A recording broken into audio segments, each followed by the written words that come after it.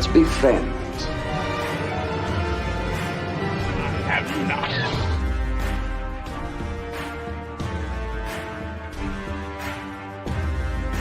And here we go.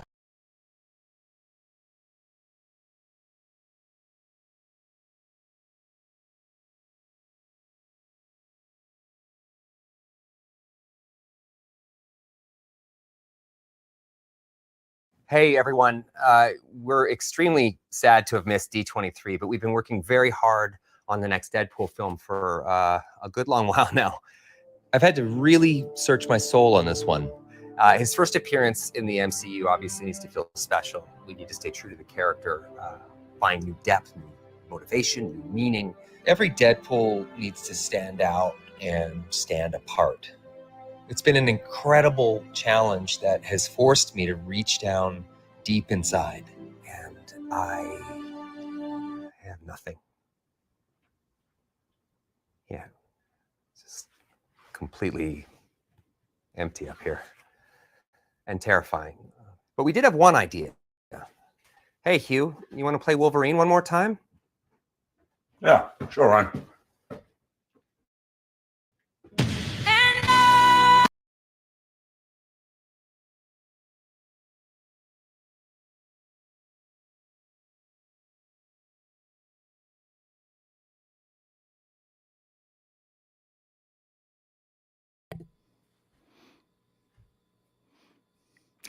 Good evening, ladies and gentlemen, and welcome to a special edition of the Ambassadorial Wing and a marvelous Monday. Hope everybody's having a great Monday. I know I most certainly am. I know a lot of us have been, especially those of us that have been on social media throughout the day. And well, as the extra intro said, tonight we are talking about Deadpool 3. And it is, if you are a Marvel geek, if you are a comic book geek, if you are a MCU geek, or if you're just a fan of Ryan Reynolds and Hugh Jackman getting on screen together and kicking ass, it has been a very, very good day. And it has been a marvelous Monday. But before we get into the stream this evening, a little housekeeping. Make sure you smash that like button, share this out with all of your marvelous friends, and let them know tonight on the Ambassador Wing we are talking Deadpool, we are talking Wolverine, we are talking the other announcements regarding the Marvel Universe, including the Black Panther game. And if this is your first visit, welcome. Hope you all enjoyed the stream tonight. And I don't often do this alone. Anything. And I do want, before I get started, I do want to say hello to the chat. Donovan Martin. Donovan, I know this has not been your first visit here. I saw you over on RJ's stream earlier this evening, before his internet gave out, unfortunately. But hope you all enjoy the stream. I will be dropping the link in the chat here shortly for anybody else who wants to join the stream tonight. But I do have two very special guests, one who has been here on a few occasions, one that hasn't been here in a very long time, and I have missed talking to him. But Donovan and Ferris, good to see you both, and hope you all enjoyed. But let's give a very warm ambassadorial welcome to your friendly neighborhood Meta. Hey, yo. Hey, yo. Away. Hey, and yo. The delightful DL. Oh! Hello, everybody. Well, DL, I'm not supposed to see you till tomorrow. How you doing, bud? I'm doing good. How y'all guys doing? Doing good. It has been, as I said, it has been a marvelous day. But I do want to do one other piece of housekeeping. For those of you that pay attention to my channel, I did reschedule the Disaster Zone stream that was originally scheduled for tonight. Man Ambassador is feeling a little under the weather. We were going to do that stream together. It has been rescheduled for this weekend, so we'll be doing that this evening or this Sunday night. So hit the notifications if you want to hear me and Man Ambassador talk about Volcano and Dante's Peak, two really superb disaster films from the 1990s. But tonight, we're talking Marvel. So, yes, we are. Gentlemen, I've done my spiel. I'm going to open up the floor. Let's jump right in. DL, you go first. So what are we starting with? What are we starting with? Let's start with the fact that I don't Let's. care. I don't. DL. If you know me well enough, you know I don't bury the lead. We're going to talk Deadpool first, and then we'll go from there. Okay, So- so I guess we talk about the set photos that came out with. Yes, let's talk about the set photos. Okay, all right. Yes, let's talk about the set photos. Okay, so Hugh Jackman is in the yellow and blue costume, full on. Well, not full on Yes. because he doesn't have the mask on, but like he is fully in his like yellow and blue costume. I am very happy. I'm a very happy camper. Mhm. Man, there's just been rumors like forever that will Ryan Reynolds put him in the costume? Are we going to see it? I'm glad we're actually going to see it. Of course, I have my nitpicks about it. You know, it's like the What else sleeves- is new? Yeah, you know, we comic book nerds. We nitpick about the stuff we like to see, but the sleeves are kind of bothering me a little bit. Do you know why he has the sleeves, DL? To hide the muscular pythons that we know Hugh Jackman has. No, because he's prone No. to skin cancer. Yep. Oh, He's prone. Yeah, he's prone. So, I think it's more important for Hugh Jackman to stay healthy rather than have him have a sleeveless uniform. So, and wow. we have a brand new guest, one that I have seen on many other streams. Glad to have him here tonight. Give a warm ambassador welcome to Darkness Under the Wind. Darkness. Yep. What is up, Wait, I Darkness? clicked on the wrong thing. I'm there we go. I'm good. Hello. How's it going, everyone? You know, not too Creep, bad. Did RJ literally just send everybody over here? I told him to get his ass over Everyone's here. over on One more. RJ's stream. I told him to get his ass over here. That's just what I did. Okay. All right. Well, But, before we get any deeper into the discussion, one more addition to the panel. This is also his first time here, so let's all make him feel welcome. The one, the only, Blue Jay. What's going on, everybody? Yo, This, what's the good? whole Good squad evening. came around, huh? Yeah, I know. Yeah, you're Came just to on a the different whole channel. squad. Here and here and here. My internet doesn't suck. Uh-oh. I should. Rubbing I it in on teased it, RJ, huh? Shots fired. I tease a friend. Oh, RJ just let the. Oh, here's Being a RJ. bag. Here's RJ. There's RJ. Pretty much you're You're carrying the torch, ambassador. Well, hey RJ, don't you mean your internet is a big bag of Mac? Oh, Sorry, If what? you don't remember, it's okay. I won't make too many more jokes about in that. Don't worry about it, Matt. It's not important. It's a private joke between me and RJ and a few other people who were members of a now very dead and maddening community. I And know who also- you're Fair talking enough. about. I know who you're talking That's about. I all know I'm who you're gonna talking say. about. Say less. That's all we're gonna say. That's all I'm gonna Say say. less. Understandable. This is not gonna Can turn. I- This is not gonna turn into. This is not gonna turn into a bash stream. We're here to talk about the stuff we like. We're here to talk about Marvel. We're not here to talk about Masked Idiot. So, and, Well, let's talk about a lovable mask idiot, Ryan Reynolds. Oh, yes, two actually, and Hugh Jackman. yes. So DL, Oh, have George. you seen the one set photo that I can't get over? My brain is just melting over. Have y'all seen the one with the 20th Century Fox logo in the background? logo in the Oh, background. yeah. Yes, I have. I yeah, yeah. can't, y'all, Yes, I I can't have. with this. He's killing the Fox universe. That's pretty much confirmed now. Oh my gosh! Pretty much. I'm okay Who's with that that. again? I'm okay with that too. I want Yeah. to see Ben I'm okay Affleck with that Daredevil too. shot in the head. Please, God, do it. Please Oh wow! kill Would this that movie. not be funny? That'll be Oh, George brings up a good point. Are we going to talk about the lovely and the vivacious and the shapely Jennifer Garner returning as Elektra? Kill her too. Honestly, yeah. 'cause Their she was movies are terrible. terrible. That's it. Kill them. They were terrible. You're done. Bye. You're gone. Bye. Wait, Bye. Now, of course, Jennifer Garner looks amazing in that George, Elektra Jennifer costume, Garner is but- Bay. You. But she was She's completely not even miscast. Greek. She was completely miscast as Elektra. Yes, Completely. thank you, DL. Preach. That movie is one of the worst I guess I'm sins gonna of the have to- I guess 2000s. I'm gonna It have is to just, put. it's I'm gonna have to put awful. DL now. Wait, Oh what? God! DL. Your face is awful.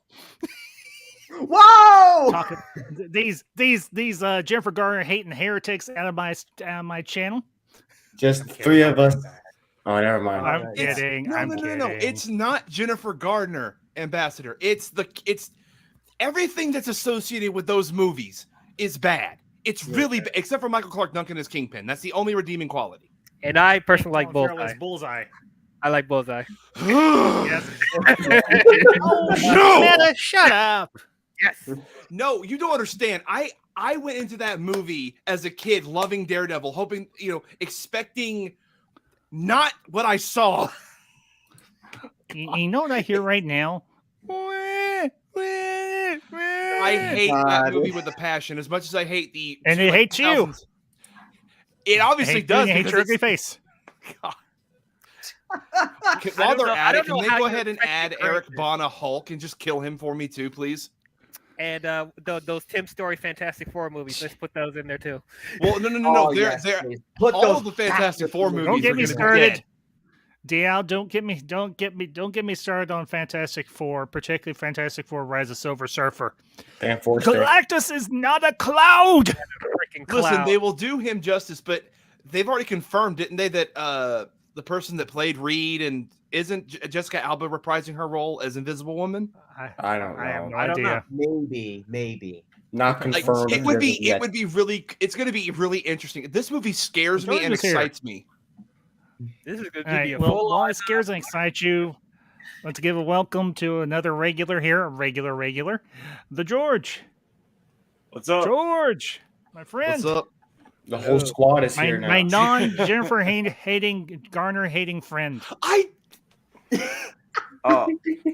DL, they hated us because we Oh. speak the truth.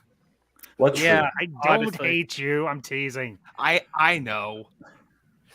Just like when I said Jessica Alba's not a good Sue Storm, everyone wants to attack me. Like, No, she's not. she was. Oh not no, good no, too. she's not really a good She Sue Storm, looks. really. She can look like Sue Storm all she wants. Her acting ability was terrible, and God, talk about 2000s cringe. Like the scene where she gets like Dude, naked. take off your is- clothes so you can get past these people. Like, are you The freaking serious? 2000s were a blessed and cursed time for superhero movies. We on one hand we got X-Men and Spider-Man, and on the other we got That's true. that and Elektra, and Catwoman. Daredevil. Everything else. Oh God, Catwoman. Um, please, that is no. true. They have Cat- got to that bring is back true. Nicolas Cage Ghost Rider. I'm They've sorry, got to Cat- bring back. I'm But that's sorry. Sony.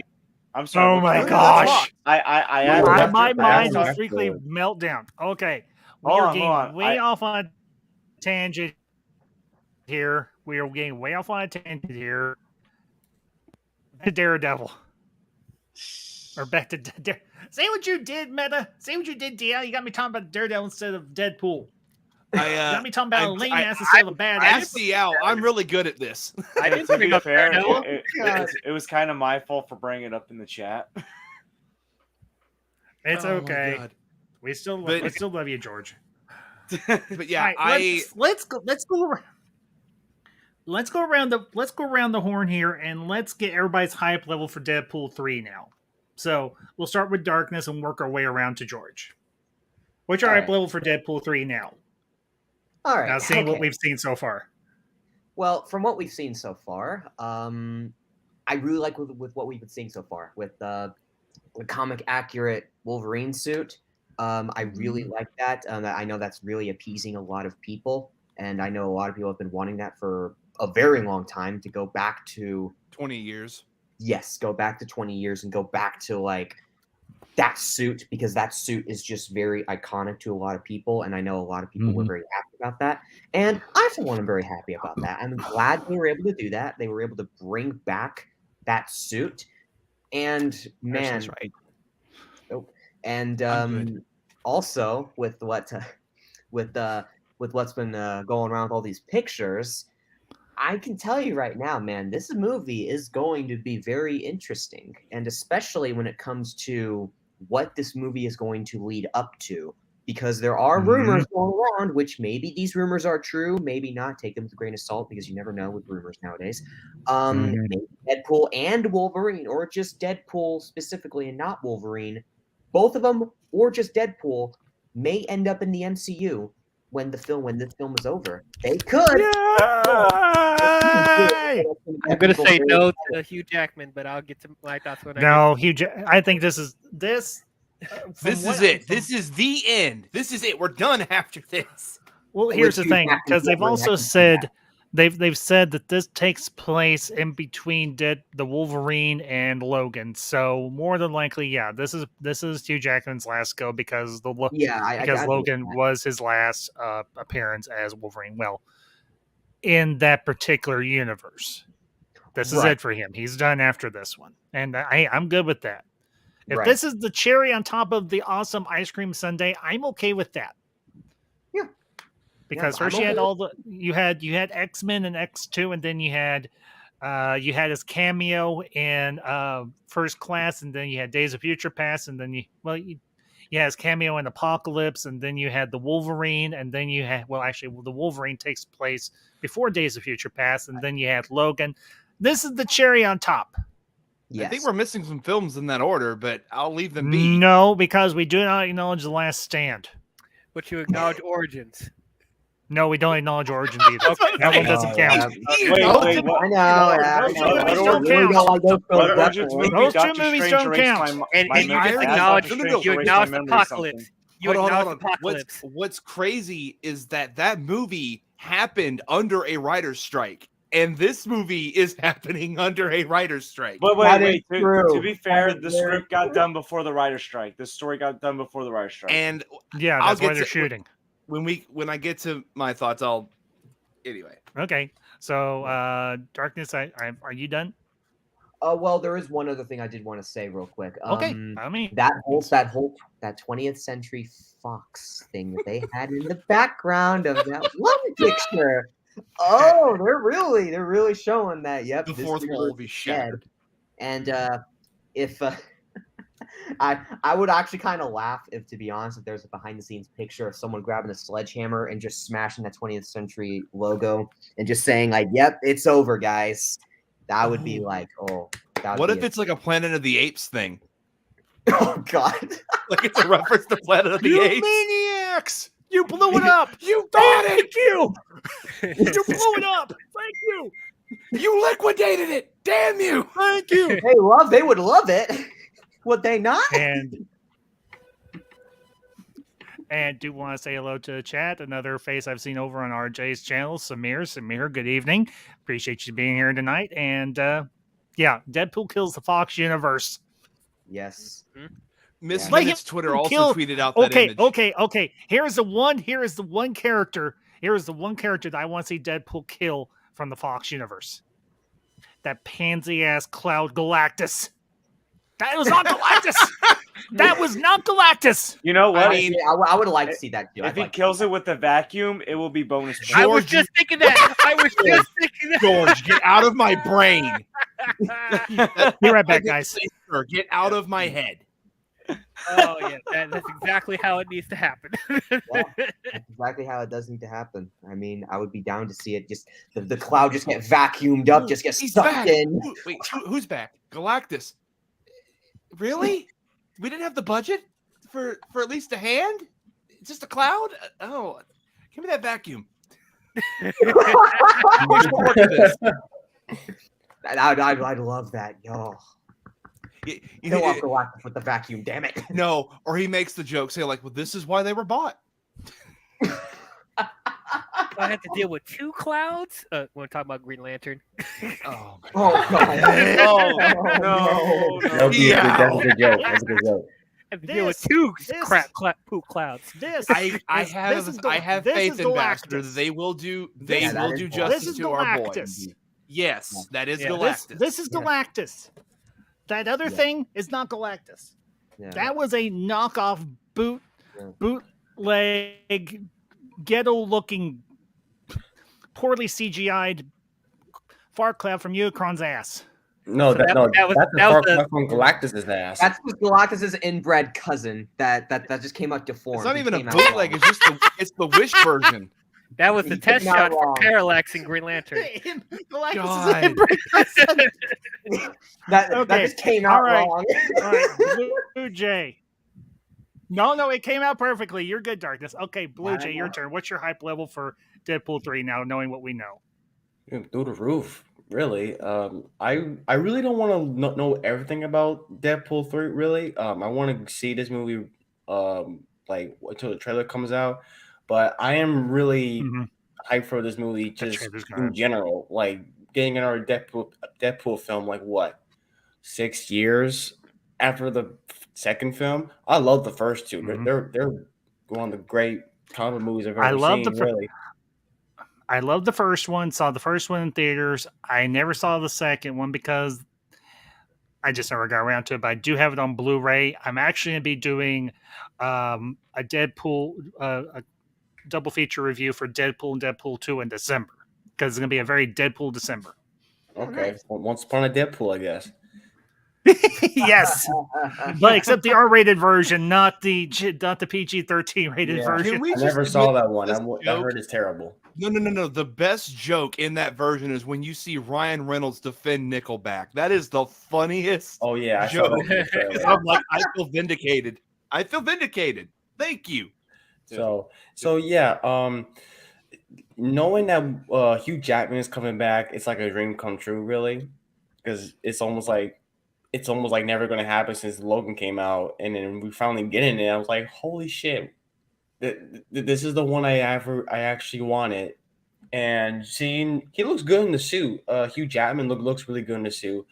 The fact that they're showing the fucking Fox logo, I can say like this is that from that particular set, they're gonna go all out. Like they're gonna go balls to the walls, batshit insane with this thing, and I'm here for it. They're gonna give like probably much the more money that the first two would have wished that they had, and I love the first two, but we're gonna have some crazy like psycho hooligan shit going on in this fucking thing. I'm here for it. I'm really here for it.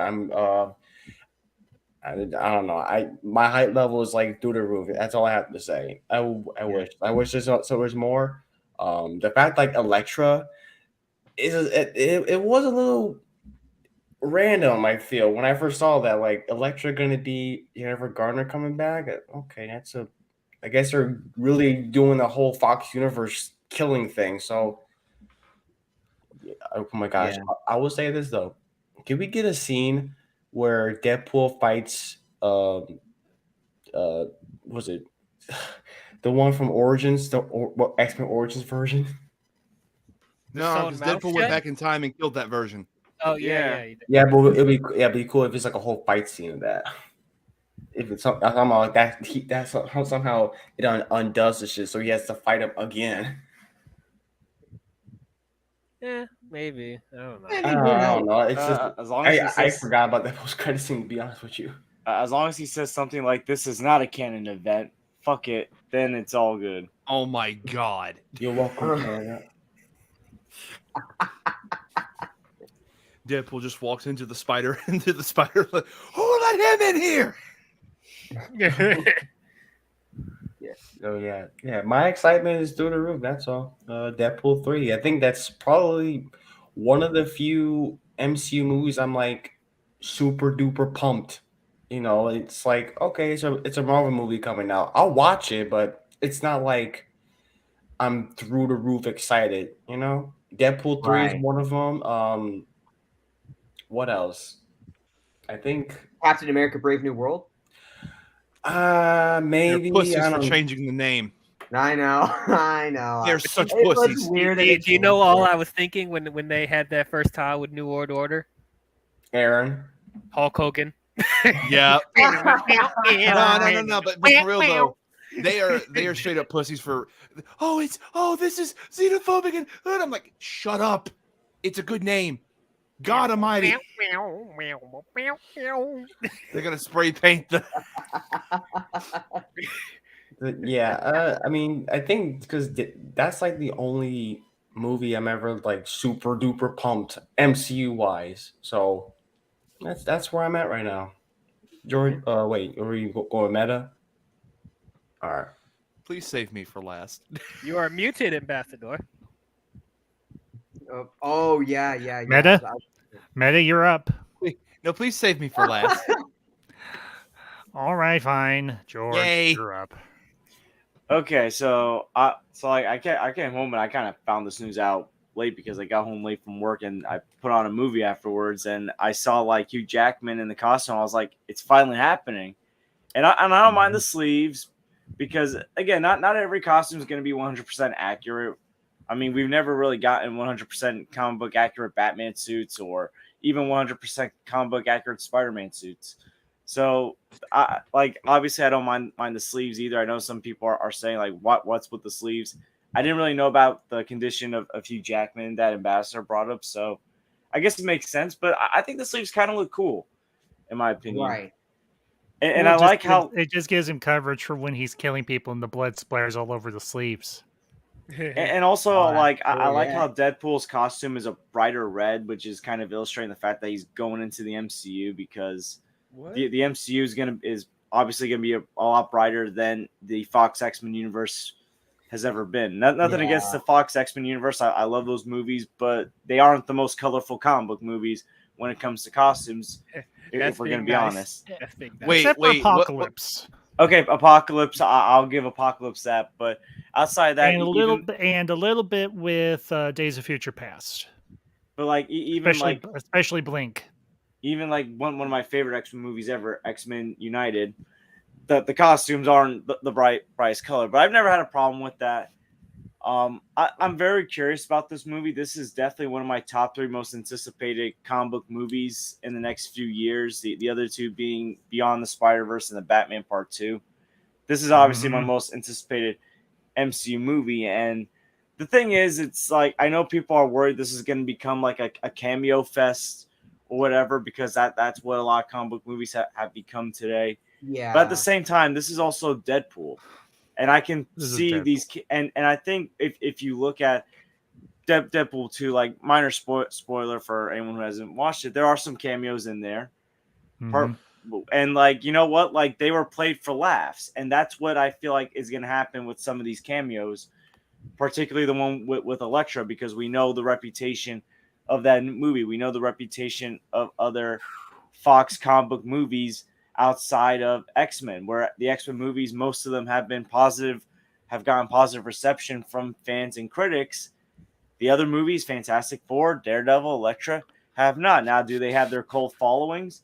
Sure. I do like the cast of the 2005 Fantastic Four movie. I think I've said this before on your channel, Ambassador. I don't know if I've said this with anyone else on the panel. The guy that plays the Thing looks like my Uncle Larry, Michael Chiklis. He looks like my uncle. Michael Chiklis. Yeah, so I do like that original cast.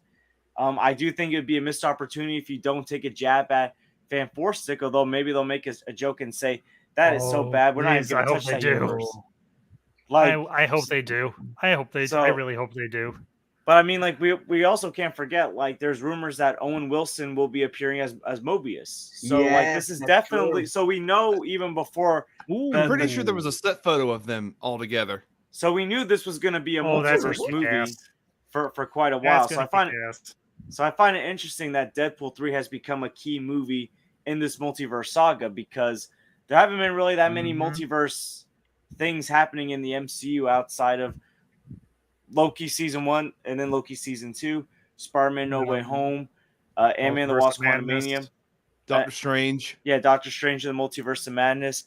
We haven't really gotten a whole lot of multiverse, and obviously the next project is going to be the Marvels, which is going to be keeping in that space realm of the MCU. So I'm not gonna lie. I'm not gonna lie. Just to deviate for just a minute, I am just a little concerned about the Marvels. I know not everybody's the biggest fan of Brie Larson as Captain Marvel. I personally thought she did good in the first movie, but I'm happy for you.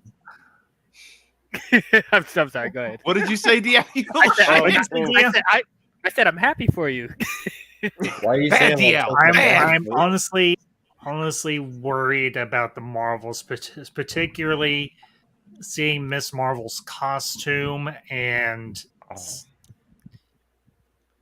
what was wrong with her costume from the show? Her costume from the show was perfect. Why in the hell did they change it to something that looks like it came off of a production line? Well, because this has kind of become because that joke would be in very poor taste and be very insensitive, so I won't do it.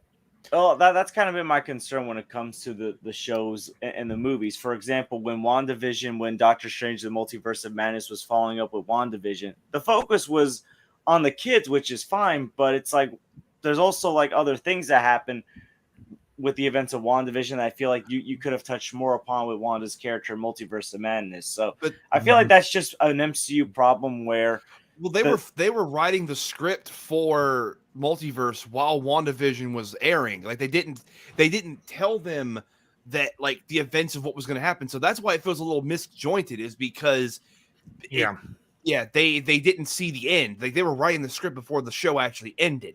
See, and that's one of their problems right there. Yes. It absolutely is, because now this feels like this is the movie equivalent to a retcon in comics. I will say though, because of what's happening with Deadpool 3, I was gonna do just an X-Men review series next year. Now I'm gonna have to incorporate Daredevil and Elektra in that, and maybe Fantastic Four. George, you always seem to be lagging behind me because I already did my X-Men review series. I think you were here for most of them. I reviewed the first X-Men before Multiverse of Madness because Patrick Stewart was returning as Charles Xavier, and I had no idea what version of Professor X we were getting. And also, I was on vacation after that, so like, what the time I could have used to do more videos, I was away at Disney World. But yeah, no, I find it very interesting. I am curious, like, are they going to make like a DC joke if Ben Affleck's Daredevil is there, where Daredevil's like Martha, and he's like, wait, wrong universe, wrong universe, and he's just like, bam. Why did you say that name? Like what? Oh God. Because like they're not afraid to take jabs at DC between, like, you know, in Deadpool 2 there's like a joke about how dark DC is, and then the mid-credit scene a joke about Green Lantern. So they're not afraid to take. Well, and not to mention they even reference Superman in the Eternals. Yes, that's right.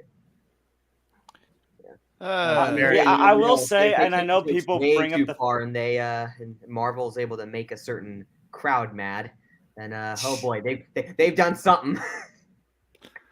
Oh well, Superman's not that interesting of a character anyway. Hey, Ambassador, why did you choose violence? You chose death. Superman the animated series proves that theory wrong, but then again, that's the animated series, and that's the Superman the animated series was the only iteration of Superman, except for Christopher Reeve, that I was actually invested in. I have heard Smallville was okay for like the first 2 or 3 seasons, and they just went on for way too long. I'll agree with that. The only thing good about the Adventures of Lois and Clark was Terry Hatcher. Dean Cain, and as much as I know, there are many here, and probably some that will catch this later, who will probably lambast me on social media. Henry Cavill was not that good. He was stiff. He was wooden, and the writing for his character was borderline atrocious. What's crazy is that I said the same thing for Captain Marvel and got called a sexist. I respect his opinion. I gotta get my inhaler real quick. Yeah, calm down. I have heard that the new Superman animated series is like really good. It's actually pretty good. Yeah, I love the first episode. Yeah, I gotta still check it out. But I will say, someone did bring up the writer's strike and how this is being filmed during the writer's strike. I did. To be fair, the script got done before that. I think the only thing I would be concerned about with the writer's strike is Ryan Reynolds can't improvise until the strike is over. So I'll wait till we get to me. I'll explain it. So, like, I will say that that's a concern, but again, this is like the one upcoming MCU project that I have the most confidence in, even more so than Kang Dynasty and Secret Wars. And I'm not like, I haven't soured on the MCU. I still love the Secret MCU, Wars? but it's like I feel like there's mean been a drop in Quantumania? quality. Now, Guardians of the Galaxy Volume 3 has maybe given me Done some faith, but again, gangbusters. that's also James Gunn doing that, and we know James Gunn is taking his talents to DC. Yes, So, he is, and I am very happy for that. so again, like we have yet to see what Marvel can do without him. I mean, yeah, I love No Way Home, I love Shang-Chi, I like Multiverse of Madness a lot, but there's also been some projects that have kind of let me down. I'm not saying they were bad. I just expected more. Yes, like Ant-Man and the Wasp: Quantumania. I mentioned that in the chat in your stream yesterday. Mhm. So, but this is the project I'm probably Yeah. the most confident in regards to Quantumania. MCU projects. So, I am excited. Okay. Anything further, George, before we move on to DL? No, other than I hope they don't waste the opportunities with the jokes of these bad Fox movies. That's true. All right. DL, you're up, bud. You're April for Deadpool 3. And Well, anything else that you want to lambast me for?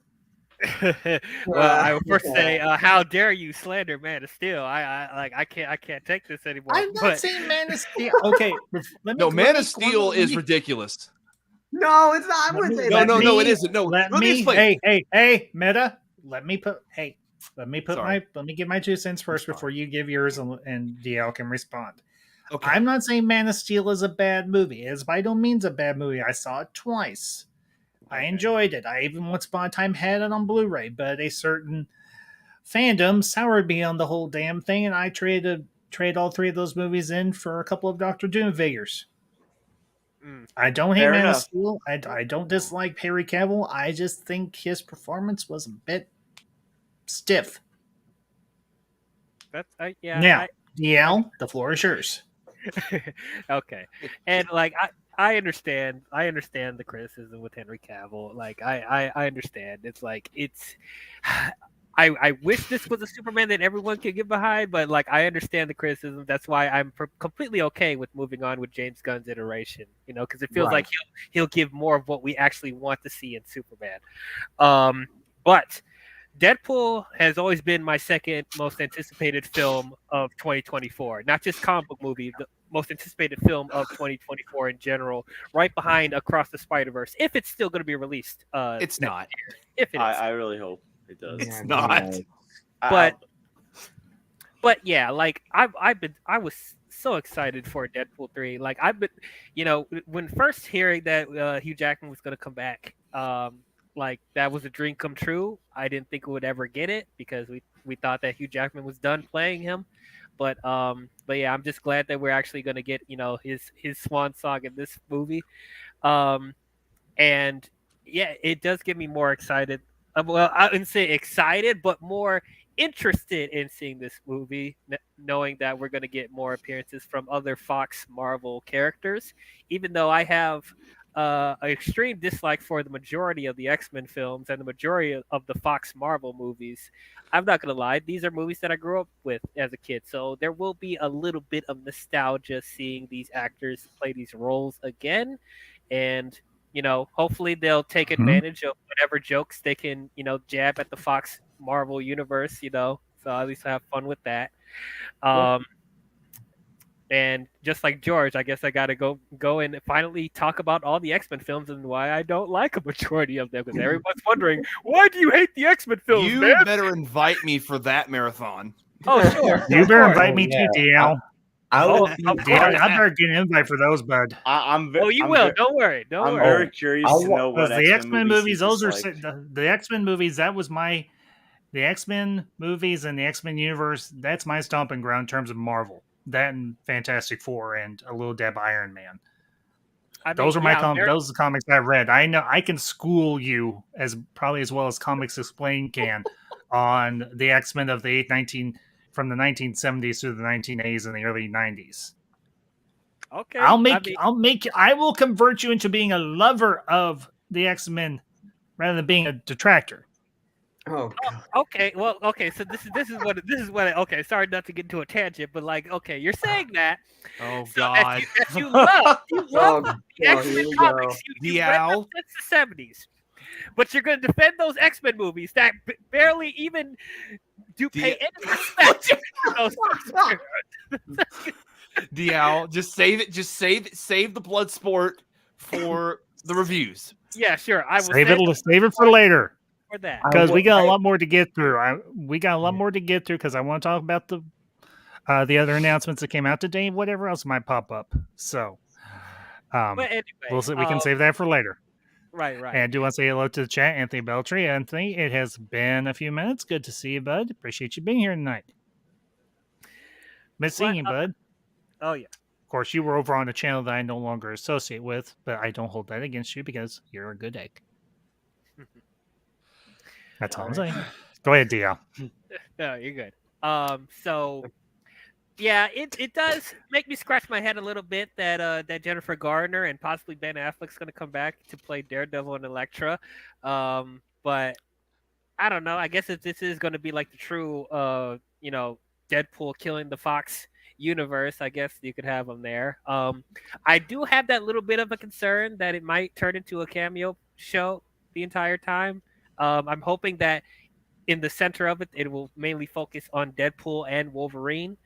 But I'm not too worried about it because the quality of the first two was really good. So if it's the same people working on this, I'm sure we're still going to get a very good I'm pretty movie. sure it is. I'm pretty sure it is.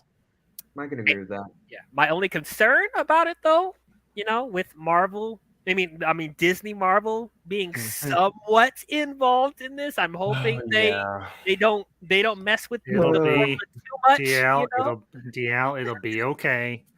Gruß Fraba. Just keep saying to yourself, Gruß Fraba. It's gonna be okay. Who else? Yeah, we'll see because the majority of the Ferris. MCU. Huh? Damn. No, not you, DL. Go ahead. Oh, I'm sorry. I mean, yeah, I'm hoping so because a majority of the MCU films have been disappointing me as of late. Outside of Guardians and Oh, dude, Guardians. Oh. I still have not seen Guardians. We're gonna get it on 4K when it comes out next month. So please, Really? I've been able to avoid any spoilers. So please, with all due respect, guys, no Alright. spoilers. All right. So, and I please. do like Miss Marvel. So like Kamala Khan's probably the only thing I'm looking forward to in the Marvels. But Same. I don't know. But regardless of that, I'm very excited for Deadpool. It is one of, if not my most anticipated film of next year. So definitely pumped. Yeah, same here. So, well, Meta, before we get to you, want to give another warm welcome to a semi-regular here. He pops in when he can, and when he comes in, it's always a good time. Give a very warm welcome to the one, the only Ferris of Ferris Geeks World. Hey, what is up, everybody? Hey, Ferris. Hey, what's up? Hey, George. Hey, what's up, everyone? Hello. Hey. Not too much. Well, I'd tell you what, I'm really getting excited when I see the suit. Like, finally, like, after 23 years, what would you prefer, yellow spandex, actually freaking happens. And It's just I the am biggest middle excited. finger to Bryan Singer imaginable. Yes, absolutely. Yes. I know how much Bryan Singers say it doesn't work and all that, and saying the mask doesn't work. I'm really looking forward if he does wear the freaking mask in Deadpool 3, because if he couldn't wear one back then, well, we could have at least have him like at least one moment in Deadpool 3 where he wears the mask. I mean, it was teased like once in the Wolverine, and now finally like he wears yellow. Finally, all yellow. The thing with And me blue. is that he said the yellow and blue didn't work, but there's a brown and orange one that would work just fine. Yeah, I think brown and orange actually works more compared to yellow because I think the darker color fits well, even to his personality. Right. And with the tone of those films, and like X-Men Evolution had that. Yeah. It's awesome. Yep. So, all right, DL, you good? You ready to move on? I am done. To move on. Okay, Meta. Oh boy. Meta. Varys will get to you after Meta, and then everything. We're just going around the horn, giving everybody's hype level for excitement, general thoughts on Deadpool 3, considering what we've seen so far. So, Meta, My friend, the floor is yours. So have at it. Grab your popcorn. It's gonna be a long ride. Okay, well, Dude, Blue Jay knows. let's Blue Jay enjoy it. knows. Blue Jay did the Spider-Verse one with me, so he knows who I am. Okay. You said we're talking about a hype level, right? So that requires a number, right? Including everything we've seen today, my hype level out of 10 is a 4.5. What? Oh, Are here you we on go. crack? Here we Here go. we go. No. Are you seriously? Are you on crack? This is why I'm saying That is I am blasphemous. genuinely concerned. Do we have to tattoo Are an you L on- on your are you arm or on your crack? forehead or Let me something, explain. or First what do off, we the have to rumors do? for this No, movie. there's no explaining. Are you on crack? Ambassador, I'm straight edge. Go ahead. So no, I am not on crack. I'm straight edge as well. High I five. know. High five. Fuck you, CM Punk, for thinking Oh, that you own Lord. that. Oh! Bunch of wrestling geeks. Anyway, the reason why I'm saying 4.5 is because it is mostly due to the fact, like I mentioned earlier, this film is not only being shot during a writer's strike, but in a few months, they're going to rush this movie out. They're going to rush filming because in a couple of days the actors' strike will happen and they will join the writers. This and Captain America started filming like a month or 2 months ago. I think it was a month ago. And now Captain America's already done. Like they're saying they're finished. They're done filming. Everything's good. Same thing with Deadpool. Deadpool's now filming as well. Like, I'm genuinely concerned about the quality that these films are going to be at, especially because Deadpool 1 and 2 are such high quality. So that's why it's at 4.5. It's mostly due to that. Like, I can't stress, I do not want this film to be bad, especially with how much I love what I am seeing. But Ryan not being able to improv and the fact they're going to probably rush production because they want to beat the actors strike, like that concerns me. Like it really does. That they don't care about quality; they care about just getting it done, and that I don't want to rush more job. quantity than quality, basically. Right, I want quality. I'm a person of quality, of substance. I want this to be a good product at the end of the day. Don't give me half-ass. Don't half-ass two things, full-ass one thing, as Ron Swanson once said. Well, I do Well, here's the understand question. where you're How coming long- from. Well, here's one question, just real quick. How long have they been shooting? Didn't they start last month? Yeah, they said something about like, oh, so they're shooting last month and they're almost done filming like in this month. Yeah, but that then they probably have much more to go. Yeah, but here's the thing, though. Here's the thing. That rumor was shot down and was actually confirmed to be not true. So, like, there's still a lot more that they need to film. So, and there's a chance that it'll be stopped because of the strike, which happens, I think, next week or no, this weekend. No, this Wednesday. This Wednesday. So they have 2 days to get. Yeah, that's why I say 4.5. I'm scared shitless because this actor strike will affect it. So if it's worked on, like let's say we're in the middle of shooting and it stops midway. Let's just assume it's midway. We have to wait for this. We have to wait till October, which is rumored when the strike will end, before they get back to filming. And even then, like they may have to do reshoots now, because if they do reach a new deal, they more than likely will, because the writer's strike has never not reached a deal. Yeah. Imagine if it didn't reach a deal. Oh my god. If they don't reach a deal, that's nuts. I mean, they still haven't came back and talked, so I'm kind of concerned. Well, that's what I'm saying. But like, so that's what I'm. That's why I'm concerned, because again, let's say they're halfway done. If they do reach a deal, though, they are more than likely going to want to go back to let Ryan ad-lib to make it a better movie, which means we're probably going to have to wait another year or two just to see this film, which will also hurt it because, as we saw with Indiana Jones, the box office for Indy, it's considered a bomb, even though it's a quality film. We're going to talk about that more tomorrow with DL. But yeah, it's considered a bomb because of how what's the word I'm looking for?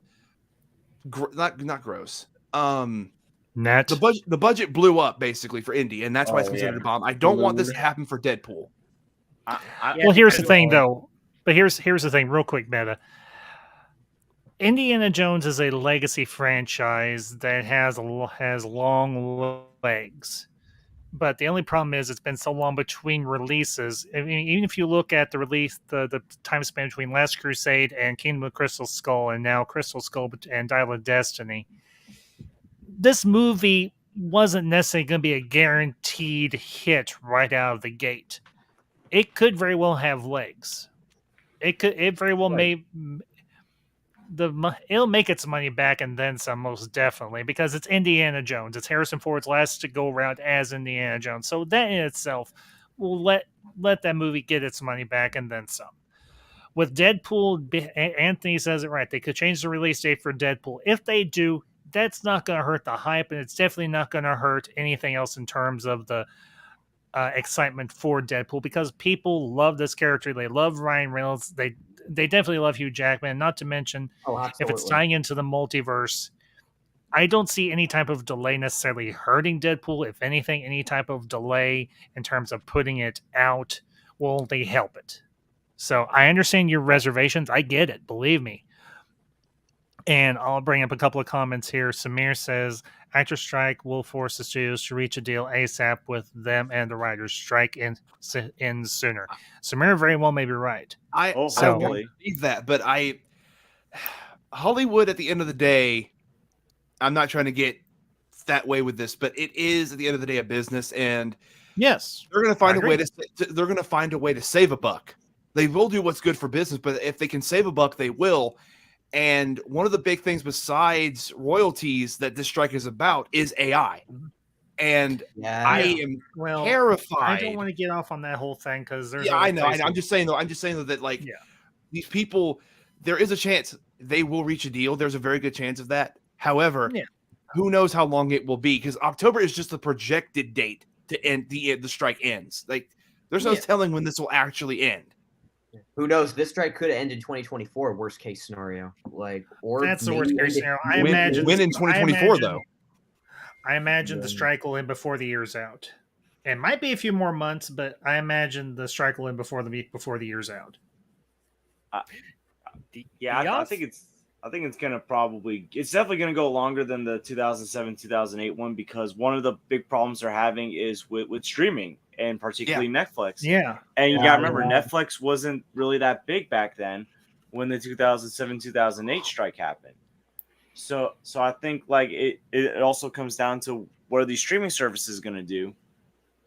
And I hate to agree with Matt, but with Netflix, they don't really have to do that. They hold all the cards. They can do what they've been doing, which is get content from other countries and other places to fill that gap. Right. Netflix. That's what I'm saying. Like the old Hollywood may want to reach a deal, but Netflix, nah. Netflix has always, for a long time, and I didn't mean to cut you off. I'm sorry. No, you're absolutely fine. No, the thing with Netflix is they focus more on quantity than quality. This has been going on for a very long time now. And because of how much Netflix pushes out content constantly, and how they just keep having content on there that no one watches, and they don't market their stuff either. That's the other thing too. They don't get me started with how they release shit in batches that does not need to be released in batches. I won't go on that tangent, but they killed all hype I had for part 6 of JoJo because they released it in batches. That pissed me off so bad. Oh, you're in the minority, because a lot of people are saying that they should do that because, with them releasing all the episodes in one day, people stop talking about it after a week or two. No, I want them to stop doing batch. That show did not need to be batch. It needed to be episodic. One episode every week on a certain day.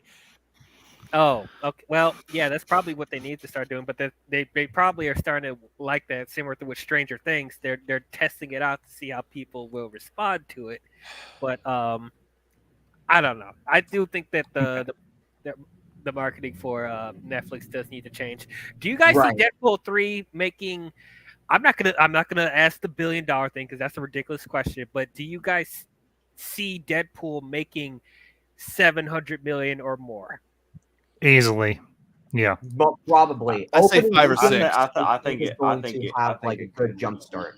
I honestly think it would probably reach like 700, estimate, but I don't think it's going to be more than 700 because I mean, just look at the previous box office for Deadpool 1 and 2. Yeah, That's true. That's true. So that's why I said 5 or 6. I mean, it could also Fair depend enough. on the work. Yeah. Because if it gets, let's just say, like it gets like the same amount of great reviews as like No Way Home got, I'm not saying it's gonna make $1 billion, but I wouldn't be surprised if it made at least 800 million. Yeah. And look, it's not like R-rated movies can't make more than 700 million. I know the only one that's done it has been Joker so far. Peak. So I think it's gonna Yeah. depend on the word of mouth for Deadpool 3. If it gets like a really good word of mouth, similar to Guardians and maybe to the If levels the of No Way marketing's Home. good, if the promotions are good, I mean, That's the this thing, is- though. The marketing recently at Disney, just in general, not just Marvel, but Disney in general, like they are so Not hit and very miss good. with their marketing. Yeah. that is They But, kind like- of are. So Who the hell Um, is over there? I will gladly take your Hey. job and do better than you 10 times over. But here's Yeah. the interesting thing about Deadpool 3. When they announced the postponements, Deadpool 3 actually bumped up. And it actually is taking over New World Order's original release date, which is a surprise because New World Order or Brave No. World Order, You said it whatever right the it's first called, time. You said it right the first time. It's New World Order. but whatever it's called at this point was actually more Brave than New done. World. Got Yep, the majority yep, of the Brave film New World, actually man, did get punch done you. filming before the writer strike. It was filming for a while, so I thought that was going to keep its release date. So the fact that they bumped it up tells me that like they're confident that they got a lot done already. That when the strike ends, they can get those improvised lines in or whatever. Something's Yeah. telling me that they're very confident in this film. And the thing is, I feel like this is going to be the most un-MCU movie we're going to get. In a Yeah, Not just while. because it's going to be rated R, but Exactly. because it's definitely going to probably be in the style of the first 2 Deadpool movies with obviously some MCU influence. With how I hope what I hope this film does is it takes us back to phase 1 as far as like how Marvel movies were made, because the formula for MCU wasn't there from the beginning. I mean, No, it it was, wasn't. but it Right. wasn't. Like that's why I still love phase 1 as my favorite phase, because too. Really? it's too. grounded. It's so grounded, and every film feels unique and stylized to its own beat. It doesn't go by a generalized beat. It beats to its own drum. Yes. Sure. That makes Okay. sense. All right. Question: Meta is E- Ryan Reynolds involved as producer in Deadpool 3? Because I had a feeling he's not involved since it's in a Marvel Studios production. He I'm is. pretty I sure think. that's correct. Yeah, He I'm is. pretty sure he is. Okay. So, Meta, any other comments before I let Ferris have his go? At least on Deadpool. On Deadpool. Yeah, I think that if we're gonna project what it could make potentially, I'm gonna stick with that 50-60 million. I think that's a comfortable spot for it. Okay. If it makes more, great. If it makes less, that's unfortunate. But as far as my concerns go, we'll have to see what like when the first trailer comes out, and we'll just have to wait and see if, because my concerns can be easily addressed. By a we'll good just- trailer. Yeah, we'll just have to. Even then, like we'll just have to wait and see. I'll have to wait to watch this movie to see. So, okay. Ferris, your excitement and your thoughts on what we know so far about Deadpool 3. The floor is yours. My hype level would be around 8 out of 10 because I'm excited to see Hugh Jackman back again. Because if it's going up and up, sorry, it's my daughter in the background. It's kind of noisy. All right, buddy. Sounds excited Okay. too. Yeah, You're good, dude. You're Yeah. good. yeah.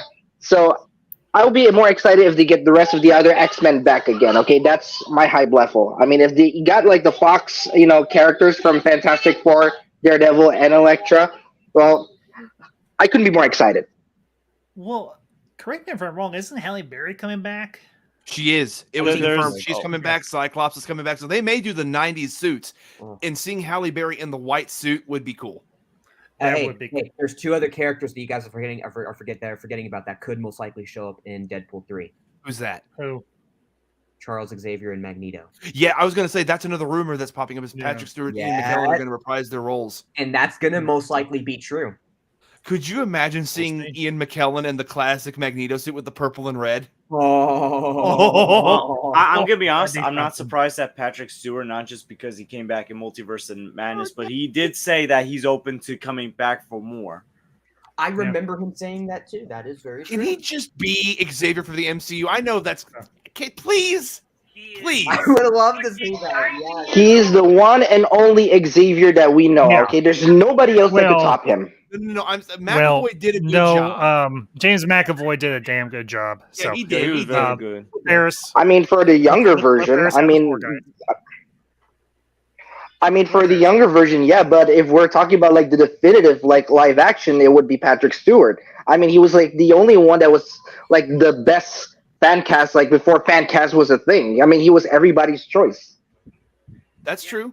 I'm not disagreeing with you. I think McAvoy did a damn good job. So if you wanted to McAvoy make did Charles good. younger, like make it like if we're going back to like the original like 60s run, you could use a McAvoy age character. But if you're wanting him to be older, you can use Stewart. Yeah, you could go either way. You know Just what? don't use Channing Tatum as Gambit, and I'll be happy. You know what? I heard was- rumors about I that was too. gonna I say heard that. rumors I was about gonna that. say Well, that. yeah, because I heard that he's gonna, make his first, like, finally his first appearance there. I mean, it's still a rumor, okay? I mean, there's still rumor that we're gonna get Taylor Kitsch back too, like, multiverse thing. Right. Yeah. The whole. all right, then get Will I Am to be in the movie again. He Oh, didn't have no. enough screen time in No, order. no. Ferris, I don't mean to. Another thing I have heard, and this is just another rumor, but because it's a multiverse movie, apparently they may go back to the universe that had the Illuminati and Doctor Strange, and it's a new Illuminati, Yes. and it talks about how that world's been altered by what happened. I heard about that same thing. God, I wonder who they have on that page. Oh boy. More Krasinski's, Reed Richards, please. Darkness. How? I want to see Oh, Ewan I thought he Grufford was back again as good. Reed Richards. I thought he was the best. They'll probably get Ion Grufford.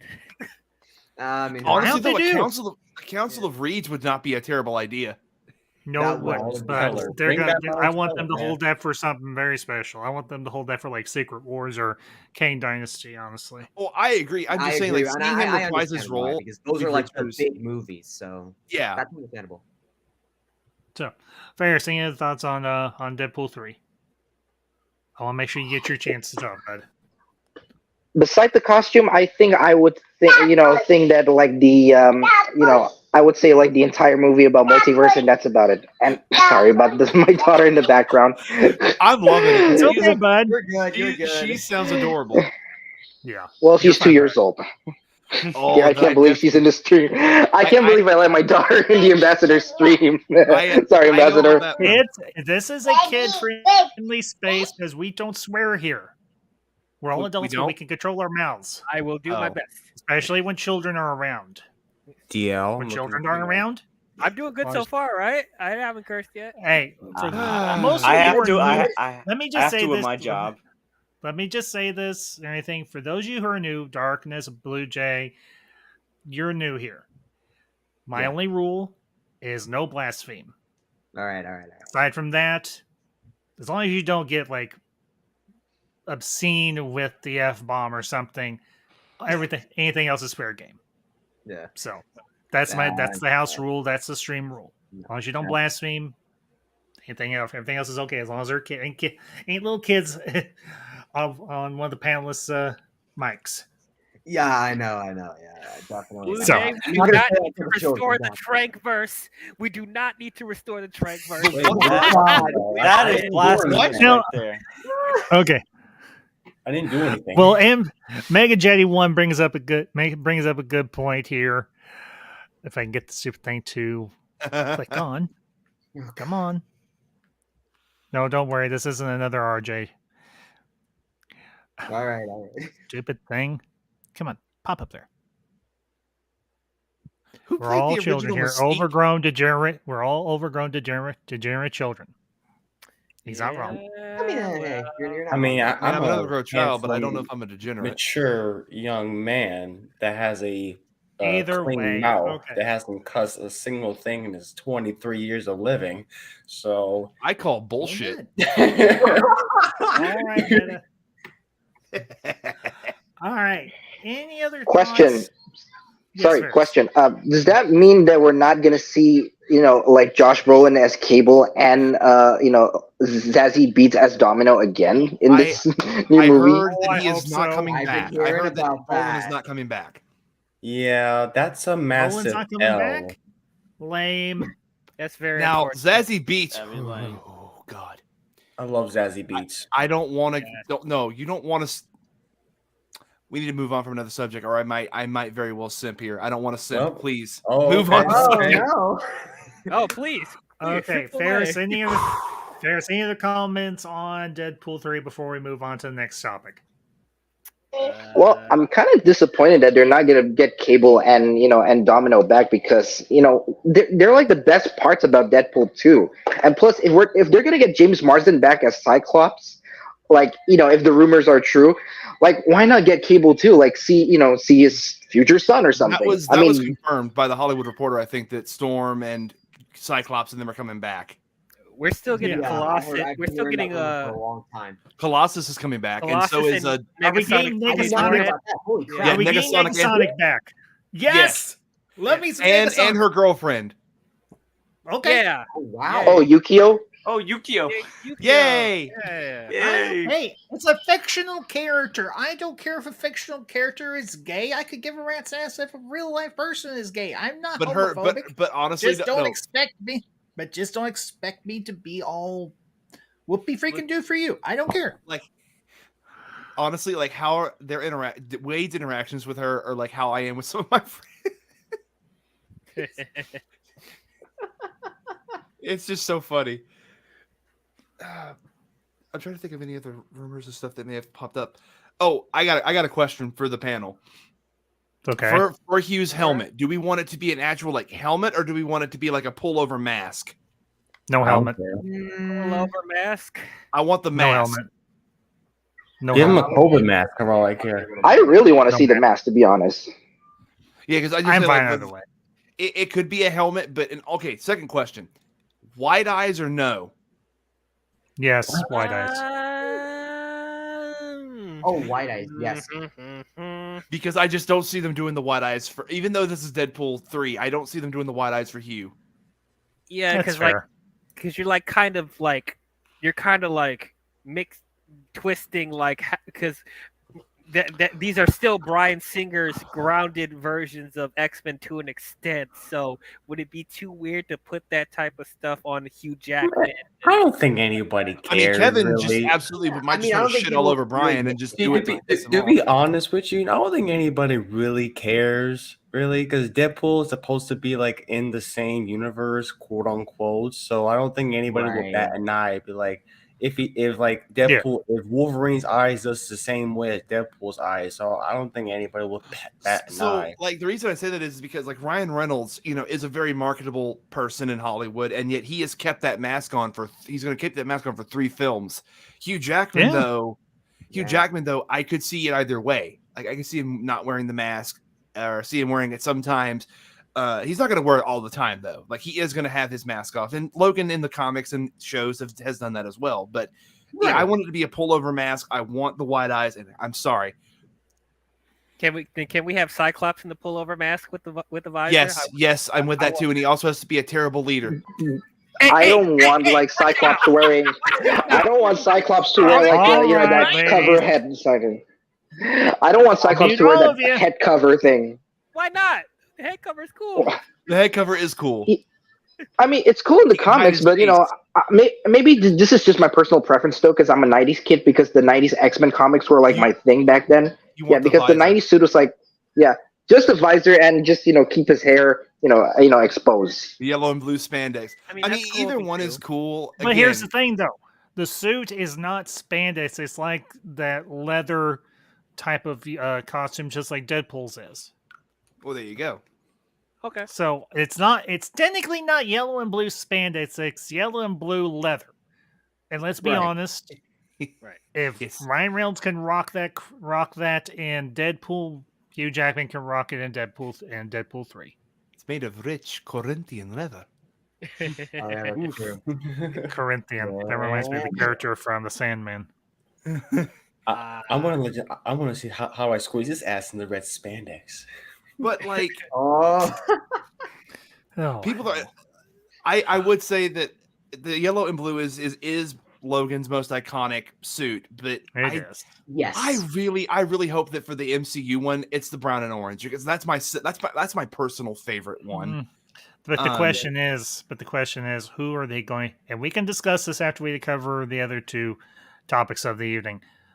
Who could possibly wear the claws as well as Jackman has for the last 2 20 decades, last 20 some odd years?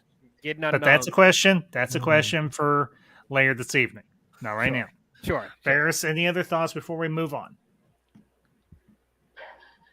I guess probably not. I mean, my hype is like 8 out of 10, and there's no there's no other thing I could comment about except the suits. Okay. And I'm just gonna be excited to see like if the rumors are true about James Marsden, Halle Berry, and Famke Johnson coming back, because they deserve a good performance. Wait. Who else is coming back? Famke Janssen, Gray. Famke Johnson as Jean Grey. If there isn't jokes. Oh, that is another thing I heard is that with this suit, we're gonna get the live action version of the bed meme, right? With him looking fondly at the photo. I've already seen it. Oh my god! They could do that. I've already seen it. They could I've do already that seen it. with a photo of Jean and Cyclops. In the words of Palpatine, do it. They listen. I heard Dial sigh. Deadpool has to make love triangle jokes. He has to make those jokes because God, that was one of the. I hated that part of the movies. I'm sorry, I did. I did not care about that love triangle at all. Yeah, but here's the thing: it was accurate to the comics. If you read the comics, you know it's only accurate because they did accurate. it. It's only accurate because they did it. They didn't have any nuance with that love triangle. Also, Wolverine didn't punch Cyclops in the stomach really hard, and actually, on a few occasions, yes, he did. I'm making I love the one in the 90s. I'm just making a joke. I know how you feel about a Wolverine, but come on. I actually recently I found a copy of the 90s issue where Scott and Jean actually get married. It's the wedding issue from the X-Men main run. So it was in good condition too. I was very happy. Nice. Hey, real quick, DL. Yeah. Would you call the original Jean? Would you say that she tried to play both sides? Let's put it that way. No, she loves Scott, but as she said, you don't go for the bad boy. You go for the safe one. But she was slightly entertaining Wolverine in a couple of moments. DL, there's a word that starts with a T. I'm not gonna say it, but that's Titillating? what I was. No. Tease? No. Well, I have no idea what you're talking about, Meta. Titties? Tramp. Shut your filthy mouth, you godless son of a whore. What? No. What? You're done. Shut your filthy mouth, you godless son of a whore. Whoa! Jesus. Damn. Where? Oh my gosh. So that rule about You get relegated to the basement, Meta, for that. So that rule about blasphemy, though, right? I didn't blaspheme. I called you. Would you say, Diallo, that's not what she was doing? No, I wouldn't say that. No, I wouldn't say that.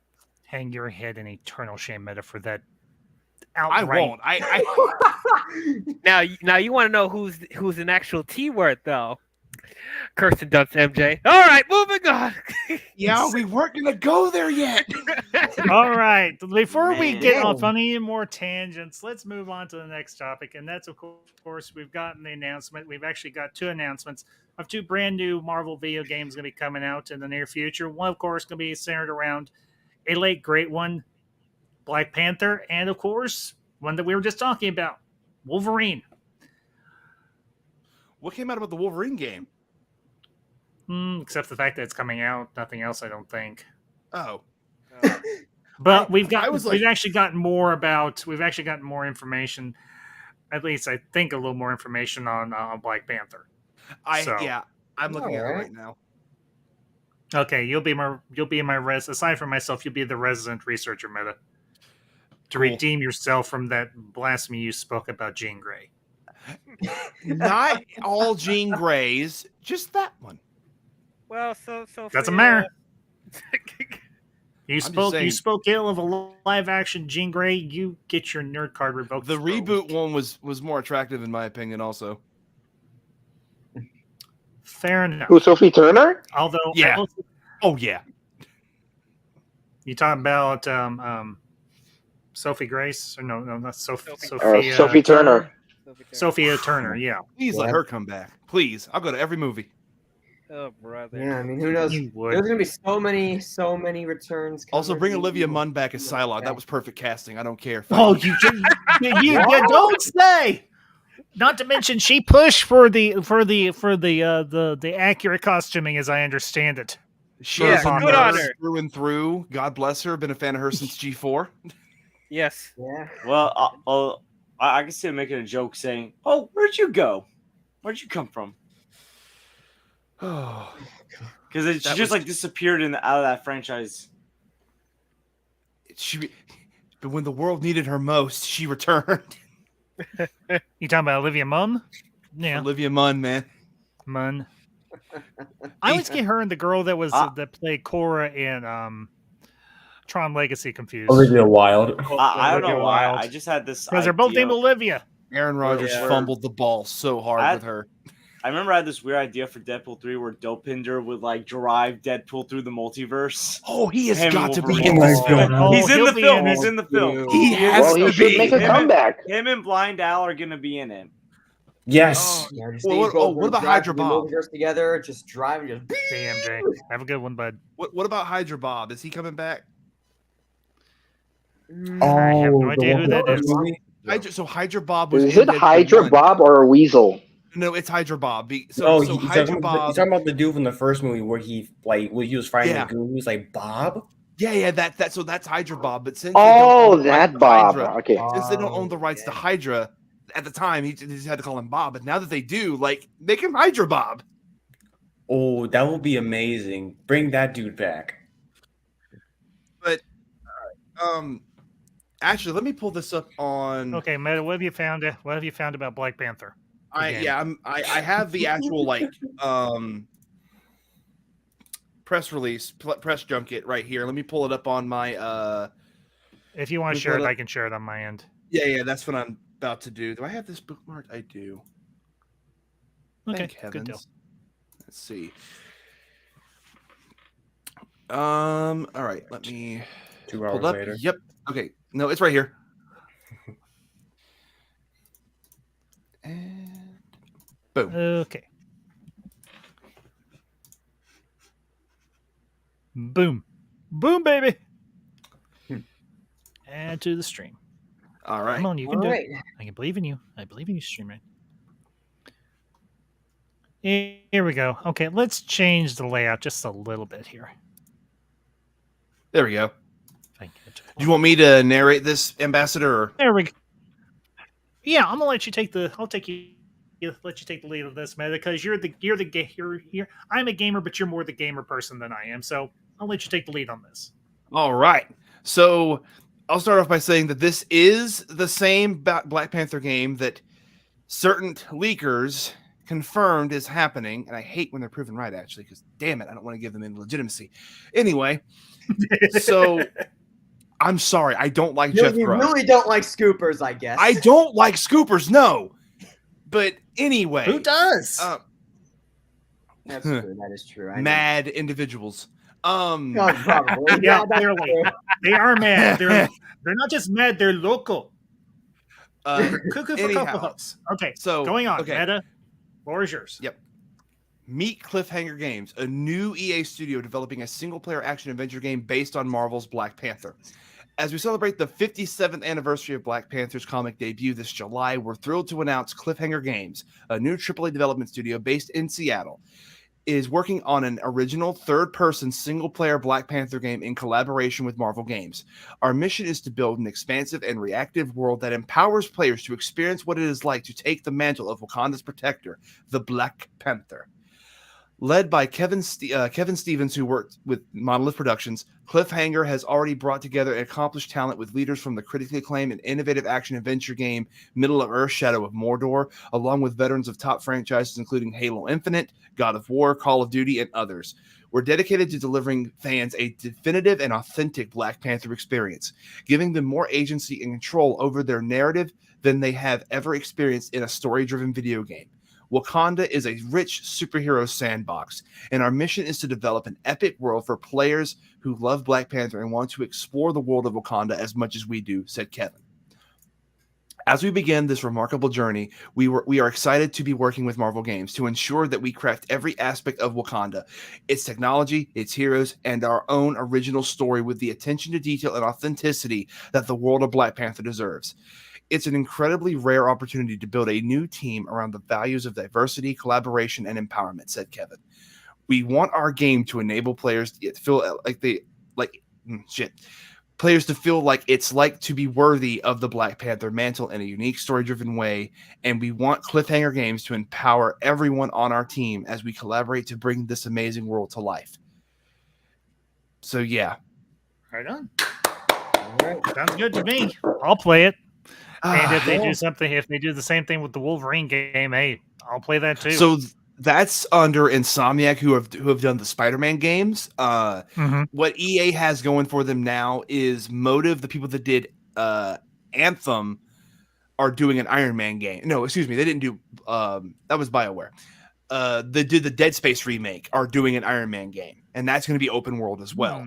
They have Black Panther and Iron Man out of EA. So we have Black Panther and Iron Man out of EA. We have out of Skydance the Black Panther and Captain America game, and then we have Wolverine from Insomniac. Marvel is cooking with the games. Now they are. Now, question. This is a question for everybody. Did anybody play the Midnight Suns game? Because I did. Going to, I did. Ambassador, if you love strategy games and you don't mind it being a card system, it is a fantastic game, and the DLC, which includes Deadpool, Venom, Storm, and Morbius, is fantastic. Yeah, I remember the lineup. I was going to get a copy of it, and unfortunately, by the time it came out, I was a little strapped for cash, so I never got a chance to. But I'll probably pick it up along the way. I will say, get comfy because it is a long game. It is a long game. Hey. Mehdi, you're talking to somebody who back in the early 2000s, in the late 90s, early 2000s, played a 3 or 4 disc Final Fantasy 9. No, I understand. I'm just telling you to get comfy. It is long. I believe you. But it is great. I personally really liked it. Sounds good. I'll definitely give it a check out. So, guys, Before that and everything, want to say hello to the chat. Tim's talk. I was over on Tim's channel last night. Tim, on your left, bud. Ray sent me here, said it was a safe place. Well, Tim, good to see you, buddy. Tim, if you're not working out or otherwise engaged, links up yonder in the chat if you want to hop in. What we all think about this? Think about this news about the Black Panther game and the potential for the other ones. If I could start this, because by all means, the floor is yours. So. Let's look at the. I want to. If you want to bring it back up real quick, Ambassador. I want to highlight. I want to highlight some wording here because words are very powerful and very important. Yeah, sure. Just 1 second. While you do that, all right. Let me put everybody else down here, or put all of us down here. Come on. Let me see. You can do it. There we go. All right, bud. All right. Have that. Floor is yours. All right. So floor is mine. Floor is yours. Let's start with, first off, this is a fantastic promotional piece. That does look pretty good. Did y'all see the video GIF for it? It looked good. Yes, I did. It popped up on Twitter. Oh my god! I haven't seen it yet. No. I'll see if I can pull it up. Let me see. It's on the I can't remember what account it's on, but I saw it earlier today, and I was like, "Ooh, that's sharp. I like that." Yeah. So let's start off with this. getting a critically acclaimed, innovative staff. Middle of Earth, Shadow of Mordor. I'm not that big into Lord of the Rings, but my God, this game was The fun. that game was good. That game was really good. And both of them were. This is Monolith. Shadow of Mordor and Shadow of War were both very good. Now, what's interesting here is that Kevin Stevens, who's from Monolith is working on the Wonder Woman game right now. So oh yeah, that's right. But as far as the veterans go, like Halo Infinite, okay. God of War, very interested in the people from that. Call of Duty, also okay. But it's interesting that they're getting such a variety of staff, because that's what a lot of these game industries people have been doing for these types of projects. They know that the quality matters with these, and honestly, I think we should really thank the Arkham trilogy first, but Spider-Man kept that flame going with really good narrative-driven video games about superheroes. Yes. Yeah, that's true. They have. So those are the games that brought this into the mainstream, and we have to thank them for that. Now let's see at the wording here. A definitive, authentic Black Panther experience, giving them more agency and control over their narrative than they have ever experienced in a story-driven video game before. That sounds to me like there may be some, and for those that have played these games, like Mass Effect, not Elder Scrolls choices. Yeah, like you get dialogue choices, and you get to pick your path potentially. I like those games where you get to pick your path. I like those games too. Those now ones this, are interesting. Was it Telltale, whatever it is? I love Telltale games. I adore Telltale games. Are good too. Yeah. Yes. This one is also Wakanda is a rich superhero sandbox. Sandbox as a term in gaming tends to be about open world. So if we get to explore all of Wakanda, including all the different, regions and everything, that would be amazing. And with this current gen, we can definitely do that. Yeah, with a PS5, you damn right, because we just recently got a PS5. I love mine. Let's see if we can also, and also again, like the character is 57 years old. There's a lot of Black Panther lore they can pull from. It doesn't now. The rumor that Grubb also said was at the time, I think this was about this game and not the other one. Because in the other Black Panther one with Captain America, that is not going to be T'Challa. That's going to be one of his ancestors. Right. Okay. I'm cool with that. But I think he said this one is not going to be about T'Challa.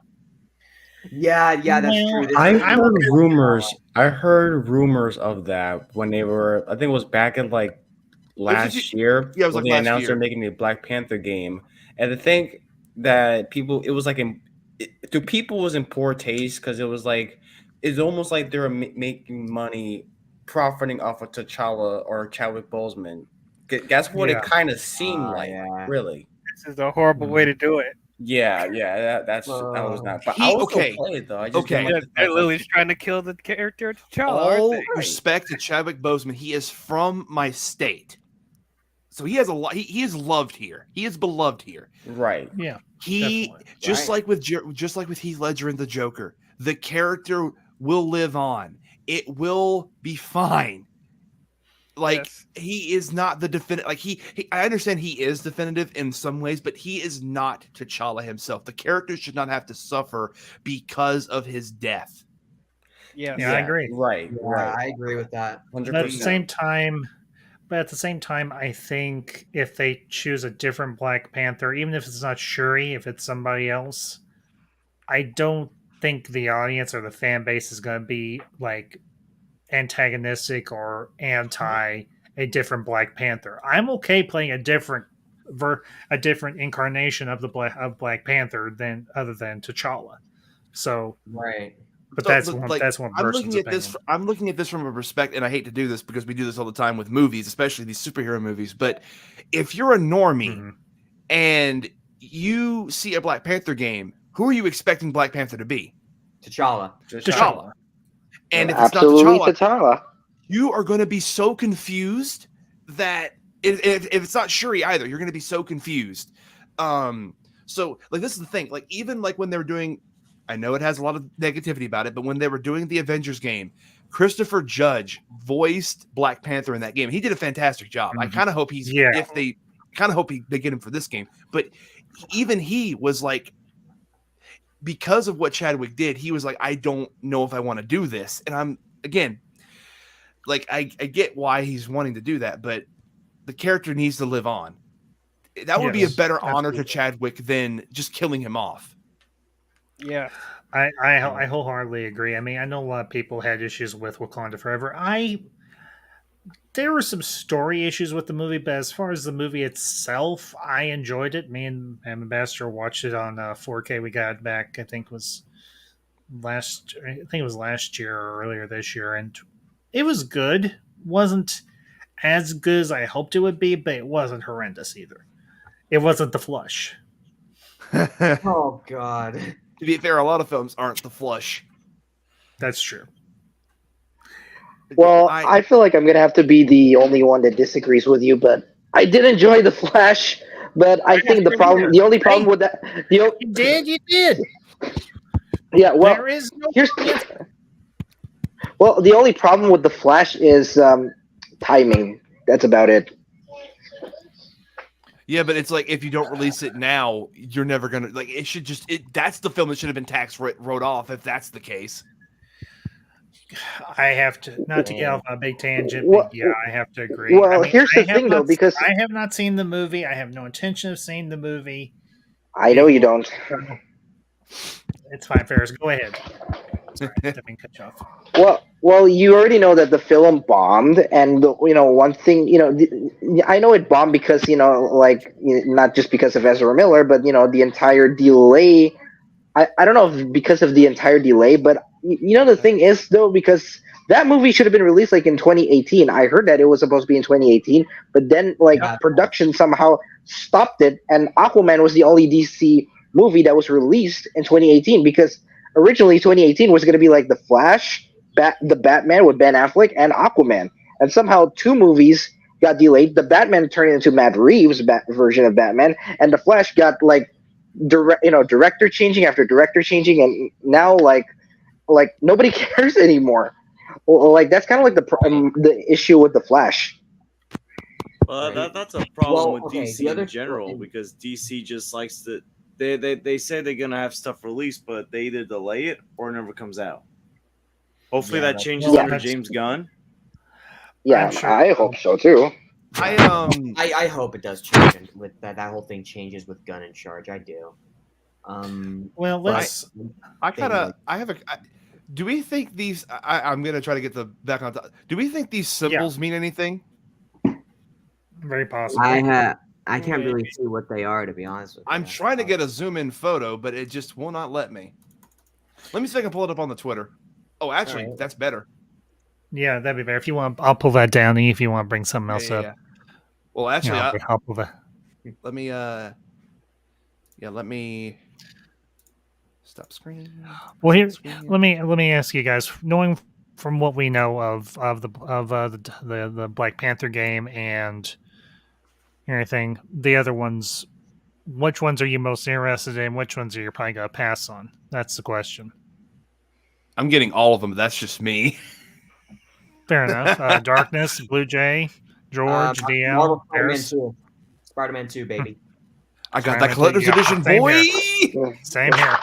Same here. Spider-Man 2 and the Wolverine game by Insomniac. I mean, Insomniac did Spider-Man great in the first game in 2018, and I'm really sure they're gonna do the second one great. The same thing with Miles Morales, and I'm really looking forward to like what they're gonna do with Wolverine. If they're gonna do Wolverine right, I'm looking forward to like what they're gonna do next with the other Marvel games that they're developing. The rumor for Wolverine is that it is going to be rated M. It is going to be now the other. No, this is just a rumor, and I'm honestly kind of hoping I'm gonna get some flack for this. I love the actor, but there's a rumor that Steve Bloom is going to do the voice for Wolverine in this game. And I think I want it to be a different voice.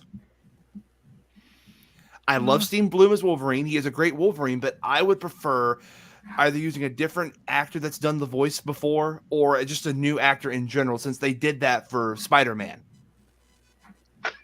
Well, who's your favorite Wolverine voice? It is tied between Steve Bloom and who did the voice for him in Evolution? I really liked that actor. Oh, Scott McNeil. I want Scott McNeil. I would rather have Scott McNeil be this Wolverine if we're going to get a veteran Wolverine voice than Steve Bloom, because I think Steve Bloom is just overused. Yeah, I can understand that. Personally, I don't know if the voice actor still works or not, but the guy who did the actor who did the voice for Wolverine in the '90s cartoon, that would be my choice. That or maybe either him or the voice actor for X-Men Evolution or Wolverine and the X-Men, because all three of those, I mean, granted, the one from the '90s animated series is iconic, but the other two, they were very good as well. So, Steve Bloom is the one that's Steve Bloom is the one that's majorly used for Wolverine nowadays. Even in Midnight Suns, he's the voice of Wolverine. Just like Nolan North is the voice of Deadpool. That's true. I just if this is going to be a fully and new iteration, I just think that a new voice is needed and necessary. That's just my take on it, though. Other than that, though, I do think that Insomniac, this is the team that worked on Miles Morales, is doing the Wolverine game. And that, honestly, we should be hearing some news about that starting next year, because Spider-Man 2 is coming out definitively this year, and Wolverine is their next project. And Insomniac have been really good with the release schedule. Like they pumped out Spider-Man, Miles Morales, Ratchet and Clank, and now Spider-Man 2. Like, they're on fire. Oh, dude. Well, I don't know if I don't know if it's slight change of topic, but I don't know if you saw the announcement on Twitter. But the studio that did Jedi Fallen Order, Jedi Survivor have already said they're starting work on the sequel to Jedi Survivor. Good, because it deserves one. Oh, no way. It's going to be great. It's going to be great. I smell trilogy. It's going to be one of the... If they do that, Ambassador, have you played Survivor yet or Fallen Order? I have played Fallen Order. I have not played Survivor yet. I will not spoil a single thing. I will say, though, thank you. This might go down. Sorry. No, we'll go ahead, bud. It's all right. This will go down as one of the best Star Wars game trilogies of all time. Ooh. Probably. Well, granted, it'd be the only Star Wars game trilogy because Force that's right. They never finished their damn trilogy. Force Unleashed never got finished. The Knights of the Old Republic trilogy never got finished. The Battlefront trilogy never got finished. Oh God, we were so close to the Battlefront. Battlefront trilogy was 99% done. I know. I feel your pain, dude. I feel your pain. Damn you, EA! Damn you, EA! What I was gonna say about Jedi Survivors, I'll probably wait till December when they have, because more often than not, PlayStation Store has a sale, or I'll wait till Amazon has a sale on. Yes. I can probably pick it up cheap then. That's fair. Because I want to get it, but as much as I want to play it, and believe me, I want to play Jedi Survivor. I simply don't have $60 or $70 to drop right now in one game. So I'm gonna wait till it goes on sale. That's fair, and that's totally fair. I do the same thing for PlayStation games because I'm one of the people that doesn't think games should be worth $70. I'm one of those people. So, but I mean, the Wolverine game I am excited for, as well as. Are we just talking about like the games in general now, Ambassador, or just specifically Wolverine and Black Panther? We can talk about any one of the games y'all want to. Floor is open. So, I mean, I mentioned it earlier, but like the Wonder Woman game, I think has potential. I think it has a lot of potential. I really want that Wonder Woman game. Yeah, I really do. Question: Who's the Wonder Woman? What's it going to be modeled after? Is it going to be modeled after Gal, or is it going to be modeled after the DCAU? I think it's going to be its own. I think it's going to be its own original model. Original model. Yeah, it's going to be its own version. I think it's going to be original. It should be its own thing. Like, did you see the teaser? Yeah, I saw the teaser. Yeah, it should be its own thing. I'm asking if Ambassador's seen it. Oh, I didn't even know there was a teaser for the Wonder Woman game. Honestly, There is actually. I got you. Hold on one second. What about the Suicide Squad kill the Justice League? I'm hyped for that. I am hyped I for would. that. I might play that. I'm not gonna lie. I might play that. It's a multiplayer it game. We sounds can like- all play online together. Not to mention Kevin Conroy's last voice as Batman. Yes. Oh, yeah. dude, don't get me started. people- Don't make me. If they You're gonna make me just tear put up, Kevin in Harris. the game and they make Batman Don't me. try to send him me off in tear a up. bad way. Ambassador, Oh, I'm man. with you. I cried. That actually hurt me. Yeah. That hurt me.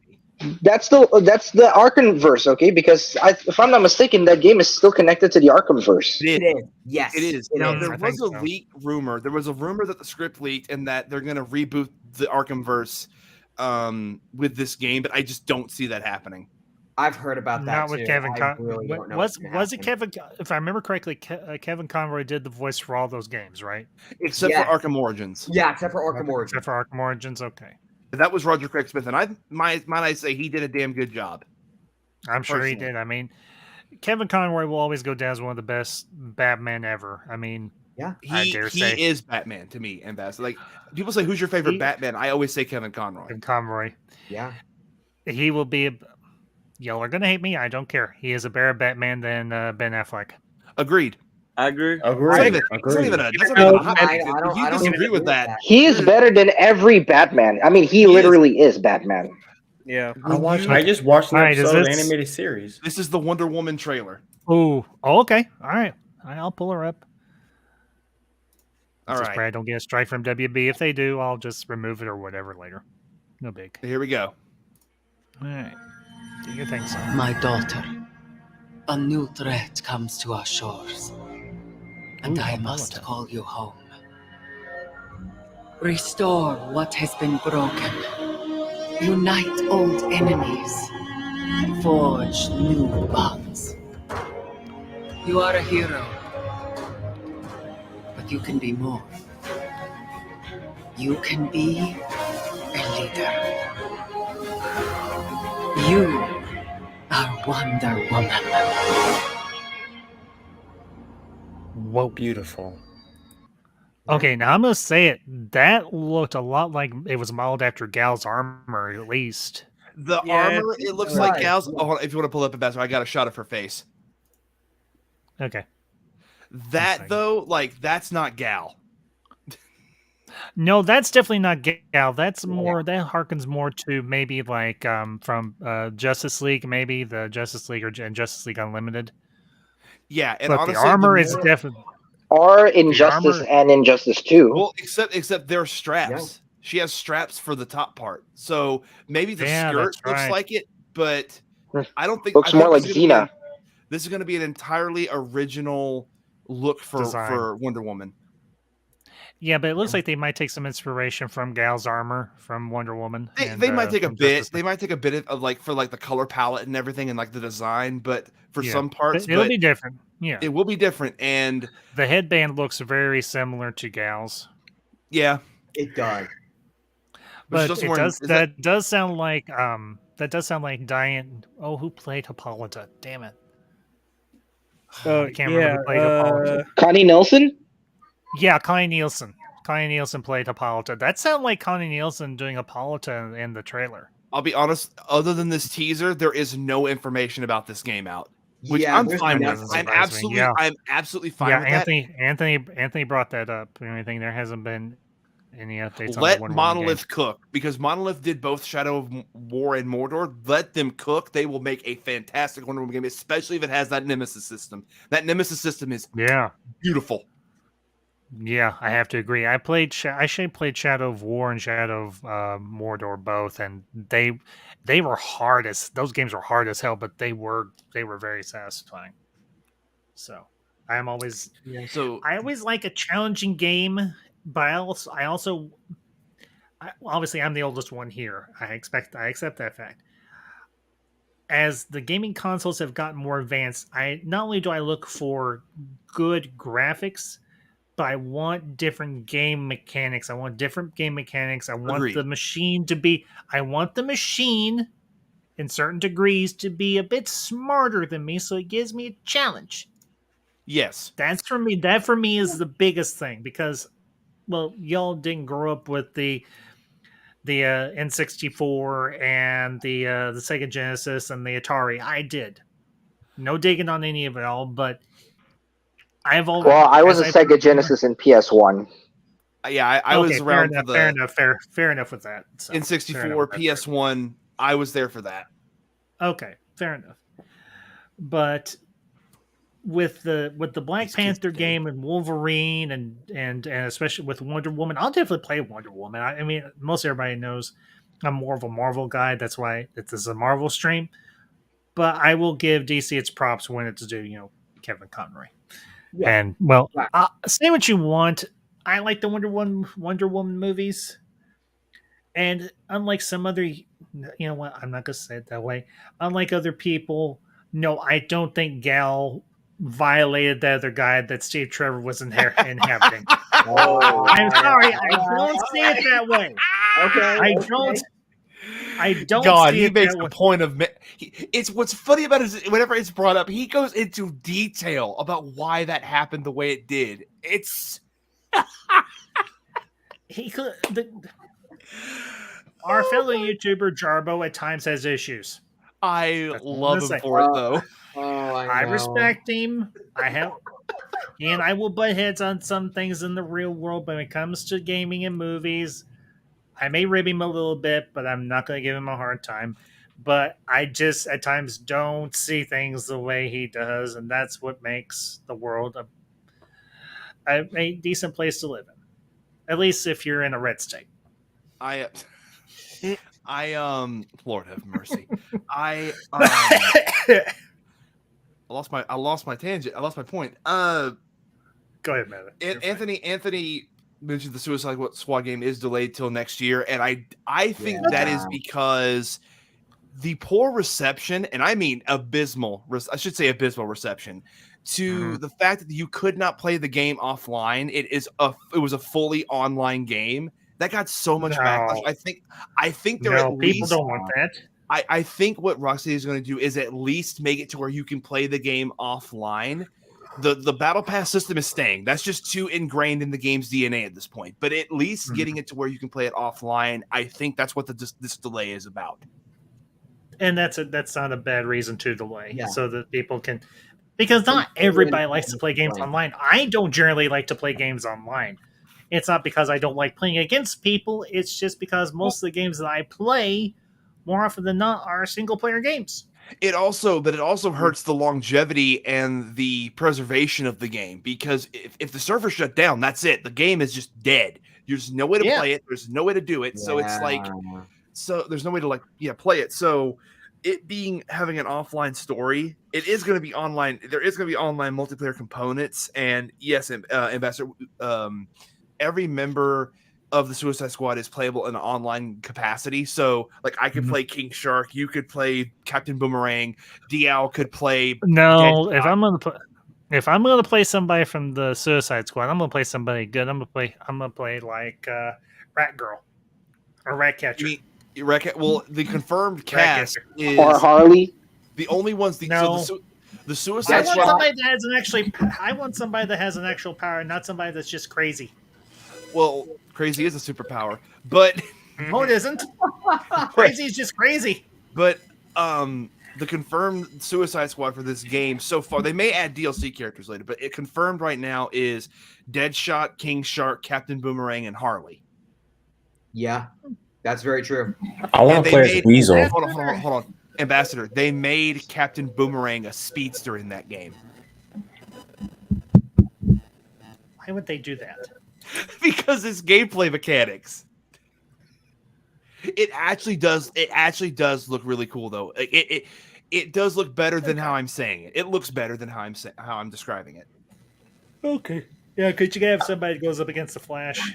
Well, a good version of the Flash, not a crappy, cringy version of the Flash. Yeah. I mean, Josh Keaton, the voice of the Spectacular Spider-Man, is voicing the Flash in this game. We're in good hands. Yeah, I got nothing against that at all. That's actually a very, very good casting. Josh Keaton as the Flash. I mean, I couldn't think anyone else beside Michael Rosenbaum and the guy who did Young Justice as Barry Allen. Who did him for Justice League? Michael Rosenbaum's awesome as the Flash. The animated Justice League. Who did him for that? Yeah, Michael Rosenbaum was Wally West. Oh, okay, cool. Yeah.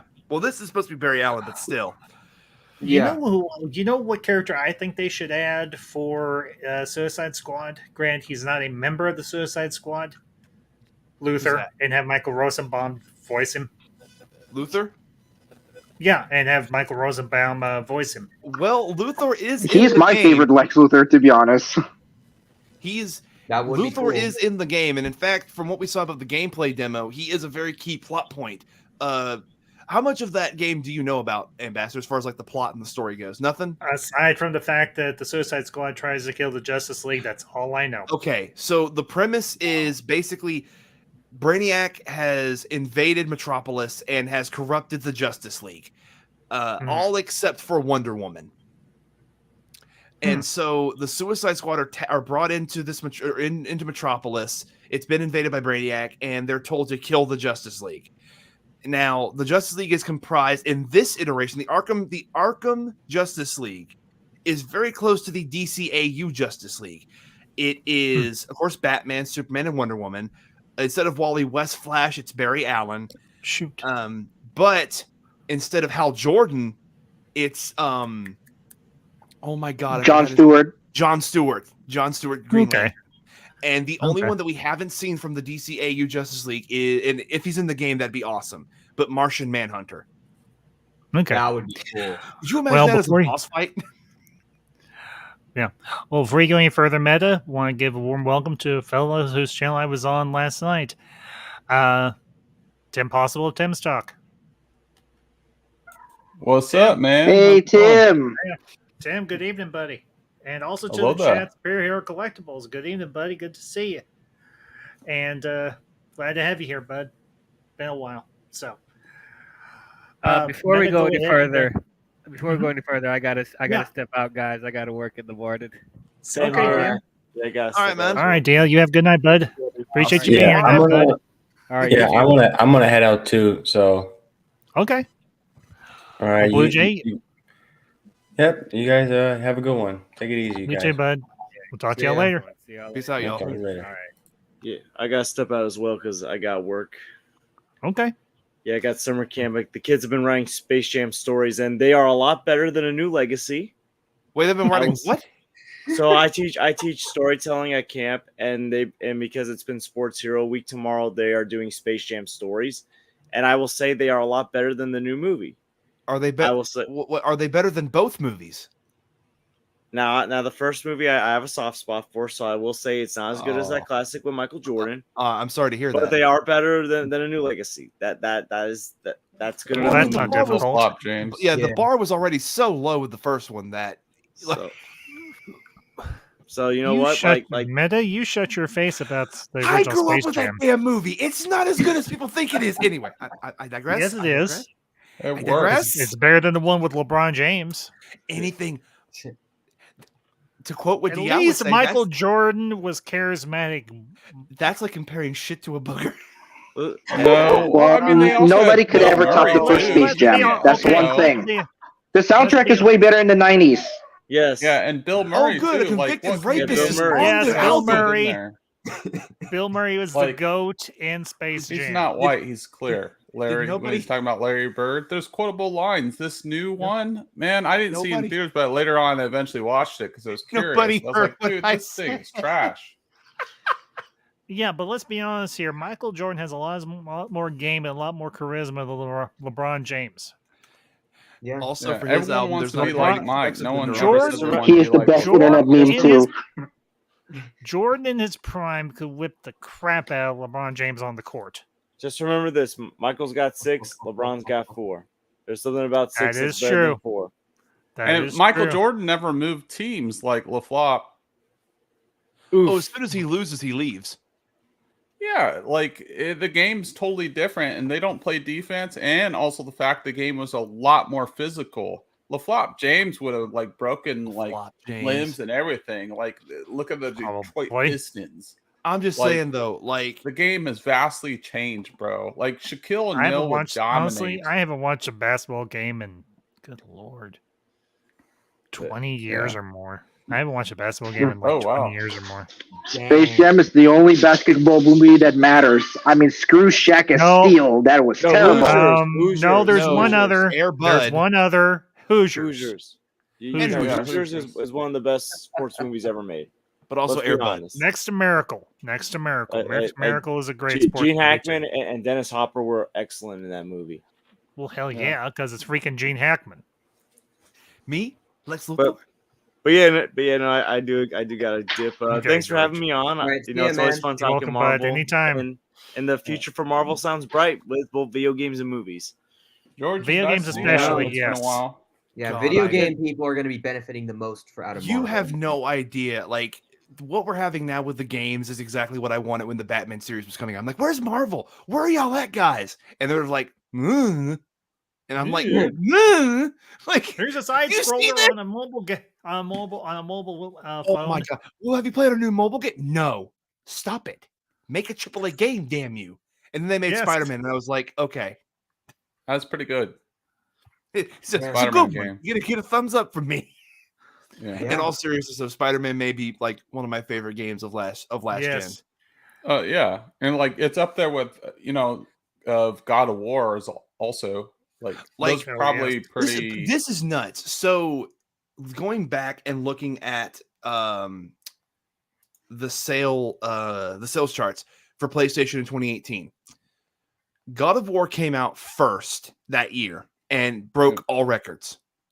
Spider-Man came out in September the same year and broke those records. Yeah, And then The Last of Us Part 2 came out and Right. broke those records. yeah. So hopefully Spider-Man 2 comes out and breaks those records. So that way they can That's end what on I'm a high note. hoping. Spider-Man 2, I think, is going to be probably the best Marvel game to come out this year because of how much hype it has. It Not has- just Well, especially because since you of, can play like, as Venom. Especially as you Right. can play as Oh, Venom. that's Spider-Man. gonna be- You can play as yeah. Venom, you can play as Hey. Miles too. You can play as Peter Parker. You get to play as possibly all three of them, or if not. Did y'all all see three of the then maybe so Peter so and for Miles, Comic-Con this year, Marvel Studios is not going to be present. But Marvel Games is. There's going to be an There's- entire panel for Spider-Man Right. 2 and Venom. And Yuri Lowenthal, God bless him, he Ooh. said, "Come to the panel. Bully Lowenthal will be there." Well, it's interesting though. Oh. There's other major IPs that are not going to be at Comic-Con. That's true. Yeah, and then Especially also because the there's a fact I lot. want to let's reel it back here. Uncharted, I think part of it because why it got so much sales was the controversy. You can't deny that. There was a lot of Right. controversy. What controversy for Uncharted? behind Wait, we're it. talking about the movie. Or we're talking about the game. The game.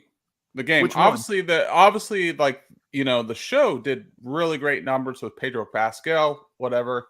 I heard. Oh, It's you a mean The good Last series, of Us? and I want to watch this. Yeah. Oh, sorry. Never mind. You said Okay. Uncharted. I was like, wait, which Uncharted game was controversial? No, The Okay. Last of Never Us. mind. Wrong property. Sorry. Never mind. It's still Naughty Dog. We're in the same wheelhouse.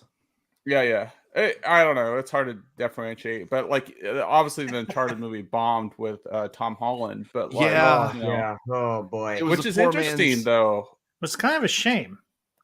Yeah, and you had Mark Wahlberg, and he's a pretty famous actor, and Tom Holland's believable enough. But my issue is I don't know if he's ever going to be able to break out of that spot of Spider-Man, and he just kind of looks 'Cause 25. everything he just needs a new or casting he agent. looks.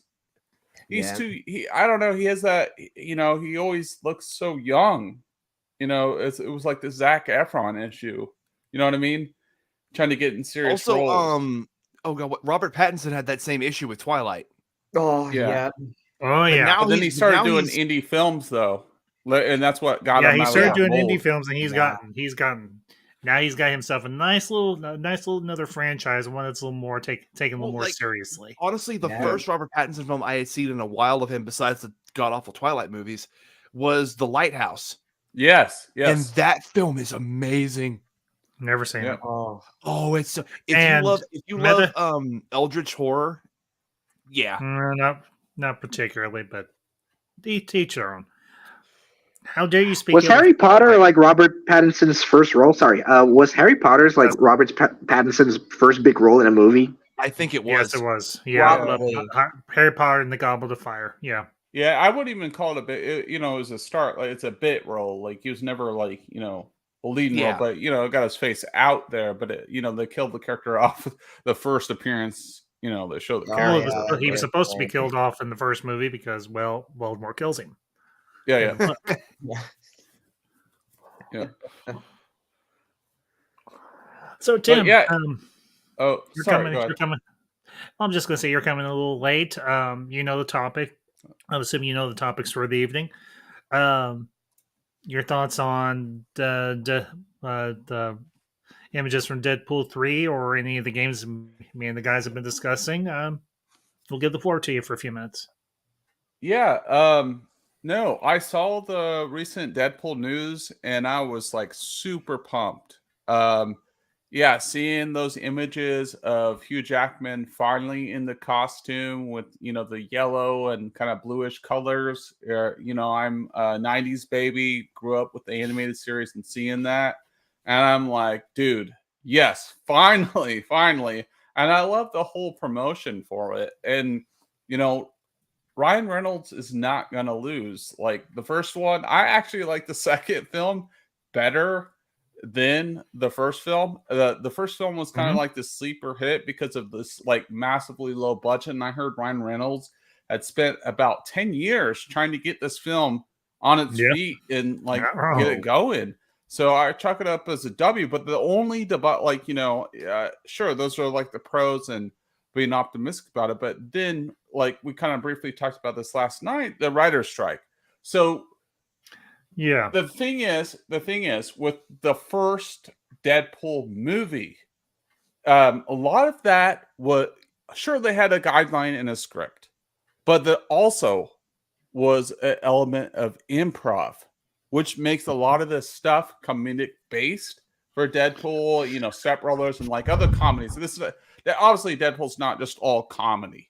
A lot of it, but a lot of it, his character is candid, breaking the third wall, fourth wall, whatever we're calling it. So I'm interested to see what they do. I mean, obviously the script could be really profound. They have a lot of cameos, and a lot of people are predicting that like Elektra and Affleck and whoever else is coming back, they're gonna die like the X-Force and like Deadpool. I don't know if that's gonna happen, but it's whatever. But I have faith in Ryan Reynolds, despite whatever's going on with the strike, because he can't really do improv. But like, I feel like Ryan's going to find a way to find gray areas in which you can dispute that. So I'm overly excited about this news. I think Ryan Reynolds is not going to do us wrong. Yeah. I can kind What of about Yeah, and as far as like the Spider-Man games, man, Spider-Man 2, like the Spider-Man 1 game was freaking amazing. I love the Batman Arkham games, but this for like Spider-Man, I was like, dude, this is sick. The storytelling was so great. All the cutscenes were magnificent. They captured the element what made Peter Parker. Spider-Man is brilliant. And then they add the addition to Miles Morales. I thought that was good. My only complaint on that game was it was not long enough. It just felt like a DLC, to be honest. Well, that's what it is. And, it's the same thing as Lost Legacy, or it's the same thing as like Lost Legacy. It's a short story to keep you. It's like dessert, basically. You had the main course, and here's some dessert. Enjoy this pudding. But I will give them credit. The game was $10 cheaper, so I did notice that. But unless you got the one with the remaster. What? Unless you got the one with the remaster. Oh, I didn't play the remaster. I got the game as soon as it came out, so it didn't. I don't know. I didn't see the remaster. So the original. I hate the remastered face of Peter Parker. Oh my god! Dude. I mean, okay. I saw that. I don't like the remaster face at all. Too. I think it's stupid. People are saying it's for brand synergy. I don't think that's the case. From what I actually did follow this controversy because I was invested in it. Insomniac may have done a little scummy thing where they just didn't want to pay John. I think it's John Bubniak, I think is his name, the face model. The face model. They didn't want to pay him more for the remake because apparently he wanted more because of how well the game sold, and they're like, no, we're just going to get a new face. Interesting. That's Yeah, what he I should got. not But, ask for but again, more. like that was a rushed remaster. For this game, the face is going to look more natural. Okay. Yeah. But I get it though. I get it because like Peter in the original looks older than Miles, and that works with their dynamic. And this one, he kind of looks around the same age or just a few years younger, or a few years older. I mean, excuse me. But I it wasn't for brand synergy. It's just one of those things. Just like with how they announced the new Superman, how he looks somewhat identical to Henry. It's just one of those And Brad, coincidences. he's like I think. Yeah. No, I think the cat. Did you guys talk about that? Oh no, that's a different. Oh, never mind. This is Marvelous Monday. Sorry. Well, it's But okay. no, like also one thing also with the first Spider-Man game, the DLCs are incredible, especially the one with the black cat. Check it out. That Yeah. that hook I on actually that played- is great. I played Like- all the DLCs for Spider-Man 2018. A friend Yeah. of mine from college actually recommended it to me, and I got it on sale for the PS4, and I got all the DLCs later on. I played the one for Silver Sable. I played the one for Black Cat. Wasn't there another one? I can't remember. Yeah, it was There 3-part, and Yeah, it was a 3-part Yeah. little DLC. they turned Hammerhead into Silvermane, which I'm not against, but it's just a weird thing to do. Yeah. I Yeah. was okay with it. Because I also like Silvermane better as a character, because Hammerhead, he's just got a He's gangsta. He's a tight. Was he got a titanium or an adamantium titanium head? head. Titanium head. So I was better with. I liked Silvermane better. Yeah, but Yeah. you know what I like though, like the element of like or Spider-Man being like unsure because he had like one lucky night or just like some random night. It was like this Batman dynamic, but built in within Spider-Man with like a Taja al Ghul kind of stuff. Not that she's Catwoman, but like there was a time that he broke up with Mary Jane, so it was very compelling because like within the story he was starting to fix things with Mary Jane. So or just like the way things were going and getting like real serious. It just like is a perfect like plot device or something like a wrench to like throw in to mess up his life, and I thought it was brilliant. It's and, hilarious. It really yeah, is. yeah, And it was good. It was so I have, except for the exception of Shattered Dimensions and Edge of Time, I have played every Spider-Man game from the PS1 all the way to these games. And as someone who played them religiously, I played all the Spider-Man games religiously. Again, except for the previous two mentioned. It was Spider-Man 2018 was one of those games where I was able to dissect that as a fan of the games. And I was like, oh, so Insomniac pulled this from this game and they pulled that from this game. Because yes, a lot of like the web swinging and all that was inspired by Spider-Man 2 and Ultimate Spider-Man. That's true. Yeah, That's like my Spider-Man favorite, bro. That's my Web favorite. zipping. Spider-Man 2 and Ultimate Spider-Man. zipping. Best That's a good swinging. game. The web zipping was from Amazing Spider-Man, the game. Because in Amazing Spider-Man, you're able to actually pinpoint where you web zip and build up your momentum. So that's from that game. And just knowing like they took all the best parts from each game and compiled them into making this game. And now we're getting improvements on top of that with like the web slingshot and gliding. Like it's right. And Again, oh, sorry. Go ahead, no, go ahead, Meta, and I'll ask my question. Go This ahead. game, this is the last one. The game sold so well, even though Insomniac had been associated with PlayStation for decades before this, or a decade before this. This was the game that convinced PlayStation to finally purchase them. Yeah, that's true. All right, here's my question, especially in the aftermath of Into the Spider-Verse. How many of you were playing Spider-Man 2018 and you had What's Up Danger playing in the background as you were zipping around the city? For Miles Morales, absolutely. For Miles Morales, absolutely. I did with Peter. I did with Peter because I haven't played Miles Morales, but I'm going to say this: I did not see Into the Spider-Verse in theaters. I got it on Blu-ray and everything it's been about a year and a half ago, and I watched it, and I've watched it a couple of times since then. It is by far one of my one of my favorite, not MCU, but favorite Marvel movies that have come out in the last 10, 20 years. When I went to see Across the Spider-Verse, went with a buddy of mine from college and friend of his and all. I walked out and I was like, holy freaking crap. They took the beer and they were like, here, hold our beer. Here's another beer, here's another beer, and here's another beer. Here's a 12-pack. They cooked, to use y'all's terminology and everything, they cooked that movie until it was perfect.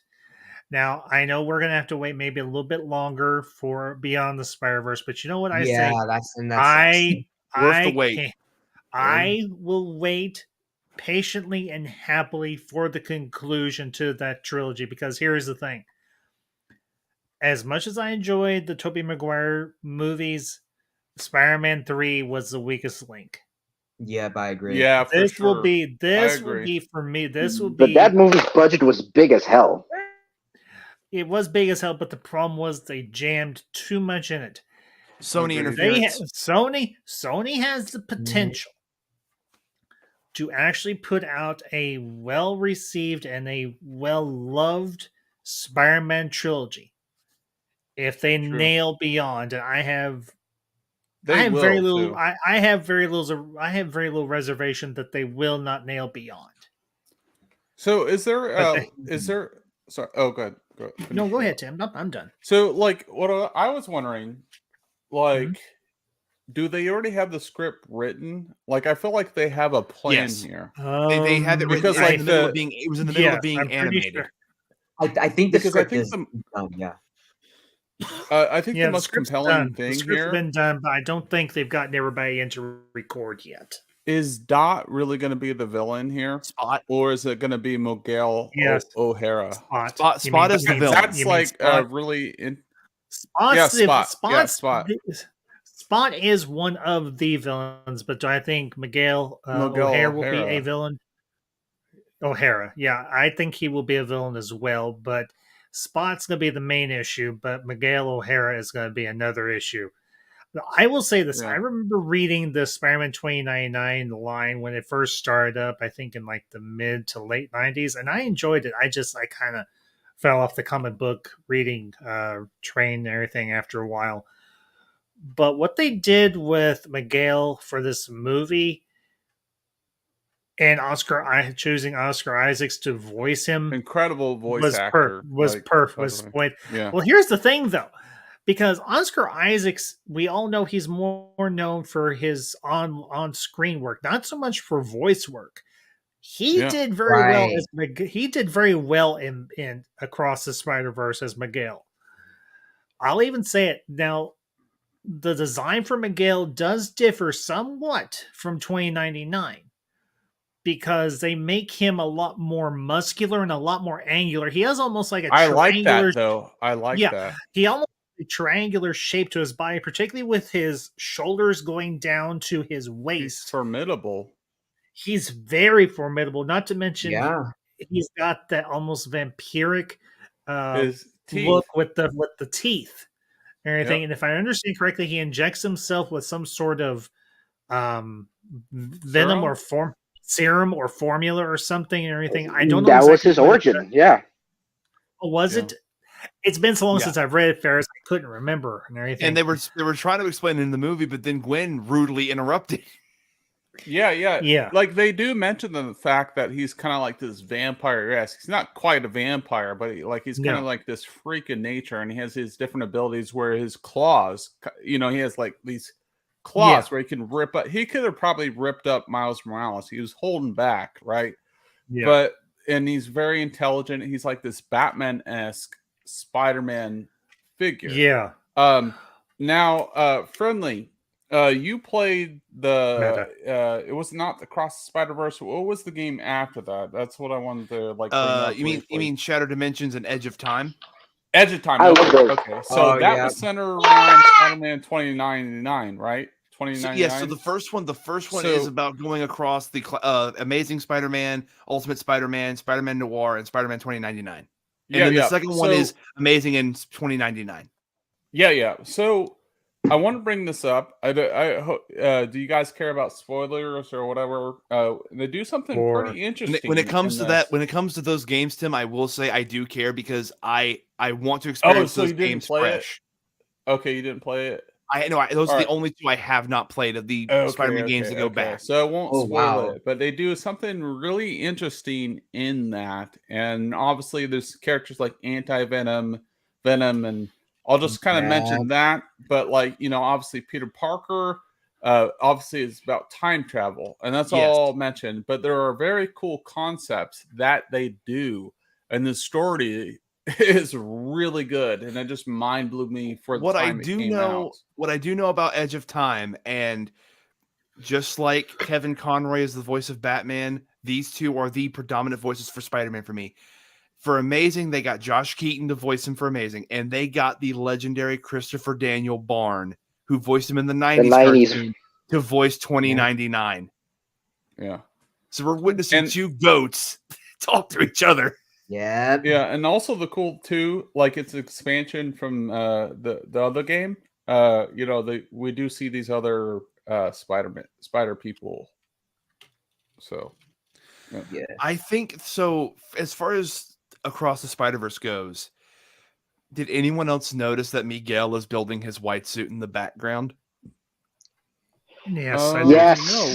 What Yes. scene? What scene? Yeah, so Point out. it's a blink and you'll miss it thing, but in the background when Miguel is talking to Miles, you can see that he's building his white suit from the comics, and that white suit is amazing. I know the blue or black suit that he wears is iconic. I think it's blue, but Yeah, it's a blue. Yeah, it's blue with Yeah, the it's red. Blue and it's red. iconic. However, that white suit from the modern run is amazing, and I think I wanted to ask Ambassador this because Lord and Miller said they wanted Across the Spider-Verse to be their Empire Strikes Back. And as Yes. someone who saw Interesting. Empire Strikes Back in theaters, is this equivalent to that? Well, here's the thing. I never originally saw Empire Strikes Back in theaters when it came out in 1980 because I was only 2 years old. Okay. But let me qualify that. I did see Empire Strikes Back on the big screen and with the special edition run in 97. Okay. Slacker. Being Good for Say what? Yeah, you better get rid of him. Dang, Ambassador, 'cause bro. that was I'm just rude. joking. You know I love you, man. I'm just making a joke. I know. Do I think Across the Spider-Verse is equivalent to the level of Empire Strikes Back? No. Tim, shut up. Sorry. You're dealing with two different universes, but in terms of the magnitude of the story And the storytelling, yeah. and the storytelling,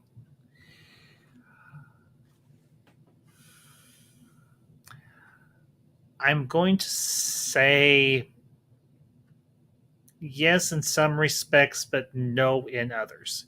Okay. In terms of the scale and the scope of the story that were told both in Empire and Across the Spider-Verse, yes. But the only issue, and this is not necessarily a bad thing. I think I want to quantify that. Let's hear it. You have more characters involved in the story in Across the Spider-Verse than you do in Empire Strikes Back. So there are more storylines and more character arcs that are at play in Across the Spider-Verse than there are in Empire Strikes Back. But that is not a detriment to the story because it adds a richer narrative to the story. So, do I think Lord Miller succeeded in that respect in making Across the Spider-Verse the Empire Strikes Back of their trilogy? Yes, I do. All right. Yes. Okay, because the way that Across ends is kind of, it did give me Return of the Jedi, like leading into Return of the Jedi vibes. Wait, Friendly, Yes, is because there a comic on this? Real quick, is there a comic on this? Sorry, didn't run up. Like, Comic on what? Is there? Like, of this scenario of this no, being not played that I'm out. aware of. That's it. Not that I'm aware of. Okay, like like in Infinity War, they have Endgame, blah blah Oh, blah, I right? get what you're. No, Oh, yeah. to the best of my knowledge, there is not a comic book line in any of the Spider-Man comic book lines that has any type of variation or similar narrative compared to the Into, Across, and Beyond the Spider-Verse movies. This is a completely new story that Lord Miller cooked up on their own. Now they've obviously borrowed a lot of characters from different adaptations of the Spider-Man characters across all the different. I mean, the Web of Spider-Man, Spectacular Spider-Man, Amazing Spider-Man, Regular Spider-Man, Spider-Man 2099, and so on. They've gotten all these, and of course, Spider Pig, Peter God. Spider Porker, Ham. By the way, Spider Ham, yeah, Spider My Ham, name is Peter Porker. Peter Porker, photographer for the Daily Beagle. To the best of my knowledge, Tim, Darkness and Meta and Ferris might be able to tell you better than I can. But as far as I know, no, there is not ever been a comic book variant or variation of this particular story that they are telling in So these three movies. the Spider-Verse as a concept originates from the comics. Actually, if you want to be more technical, it originates from the 90s cartoon, because that was really the first Spider-Verse. oh yeah, with Madam Web, right? With Madam Web, you had her I've seen that the episode. 90s show lead this team of like Scarlet Variants Spider. of Peter Parker. I'm going to say Yeah, the including only- Scarlet Spider. a more accurate and well represented Scarlet Spider. That's my true. one gripe of the film. That's my one gripe of the film. They I do hate try to how they make him did a my boy dirty. Jughead, and he gets They found out did of my course. boy Ben I'll crap dirty. on that. But you also had like the Iron Spider, who's like Peter Parker's like the Tony Stark of his universe, basically. And yeah, so that was the first Spider-Verse, and then Shattered Dimensions, along with the Dan Slott Spider-Verse comics, inspired Lord and Miller to do their own Spider-Verse, but instead of around Peter, it's about Miles. Which and also I want to say this is probably my favorite definitive, aside from the games, iteration of Miles' origin and Miles as a character. I think this has done more good for him as a character. Compelling, right? For what? More compelling, like more relevant, because it wasn't supposed to happen towards him. It's better. Him, It's right. I'll say this compared to, that's what they say directly in the script or like in the series. Because so here's the thing. I actually got the Death of Spider-Man and Spider-Man Miles Morales issue 1 hardback. I was that excited for this. I was that willing to put my stock in this, and he was just. I hate to do this to Brian, but he was just Black Peter. They didn't give him a character. They just made him a clone. And I'm just like, and in some aspects, the relationship was worse. Like, he didn't have the relationship he has in the films with his Uncle Aaron. In fact, his Uncle Aaron was kind of an asshole. And there was these other way down things because it was the Ultimate Universe. So this version just breathes new life into the character, not just for me, but I think this is the definitive origin for Miles as far as like. I think that's fair enough, because I've heard arguments like I don't know, I like Young Ripa, and I support Isom and what he's doing, and he's made a comment. No, but look, I know we can every now and then they like I know they like I don't agree with 100% what they say, but I think he is a comic book fan. And I support that the man is doing his own comic books. So, and I support that. But the thing is, though, you don't have to agree with everyone to you can pick and choose and take pieces at what people say and, and form an argument or agreement on what they do. You can pick and choose how you support people, or just I don't have to 100% support what he's does, but I think he has some valid Tim, arguments. I think we all understand where you're coming from. Bud. Yeah. So sorry for but anyways, I agree with what you're saying. I think this second film better illustrated the fact that Miles was his own character, because even I thought that Miles was like a diversity Spider-Man. But I still really enjoyed the Spider-Man movie because we saw the Peter Parker story, to be honest, foreshadowed or just took over was the more first of like film passing of because the we torch, saw like Peter you're Parker saying. fell, he died, the original Peter Parker, and then we Mhm. saw this other Peter Parker that had the dad bod and then got Mary Jane back because of the device, and there was just Peter B. some Parker. very great Well, humanistic and things even on that within front, the first one. But then as we move on to the second one, I think Miles really establishes what type of man he is and a good character he is, the way Yeah. he deals with his biracial family, and the struggles of trying to be a Spider-Man character and trying to balance normal life, and the reflection it has actually on his dad. We see with that scene where they're visiting the maybe sorry, you could just get the off his teacher or ass. whatever. We see that reflection that they're not so much different. So I think it's incredibly written in the second one. So I don't think he's a carbon copy in the No. second one, and it's freaking brilliant. The animation is excellent. The score is amazing. I don't agree Yep. with the subliminal messaging in it. But No, each that I don't care about. each your own. Each your own. Wait, But what? besides that, that's not going to take me out of it. Like, I think this film is really good overall. So I think Miles, at this point in the second movie, is his own character. In the first, not so much, but I did like it. There was other spider people, Spider Pig, you had the anime spider people, but whatever. But Tim is those are my thoughts. Sorry. No, it's fine. What Tim is referring to, Meta, is the pin on Miles's backpack and the poster and Gwen. Oh, the Protect Trans Kids. Yeah, and the BLM pin on broom. Miles's. I mean, honestly, the BLM one. I'm going to say this. The I BLM don't care one, about that, but it's the trans one I care about. Honestly, that's just headcanon, though, Tim. Like that, and honestly, it's here's the here's the LGBT thing. got. Those come. You see the. Go ahead, Meta. Sorry.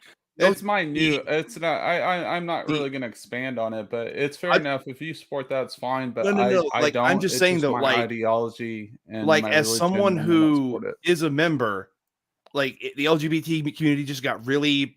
It was gay. It was Pride Month. Got a little too excited. And again, I have no problem with it. If you think it's headcanon, that's fine. What I took issue with was when you try to force headcanon onto others. And I got. I don't like forcing on kids because sexuality should not be forced on kids, no matter what. Okay, I'm more talking about like I argued that it's more for me. It's an argument about headcanon, not as much as it is anything, because it's not just in the Spider-Man community that I've seen this. It's other communities that have done this, and it is because of due to a lack of representation. But at the you same can say time, that literally about any geographic I area or whatever. I gotta have dinner. But no, fine. Darkness, you're fine, bud.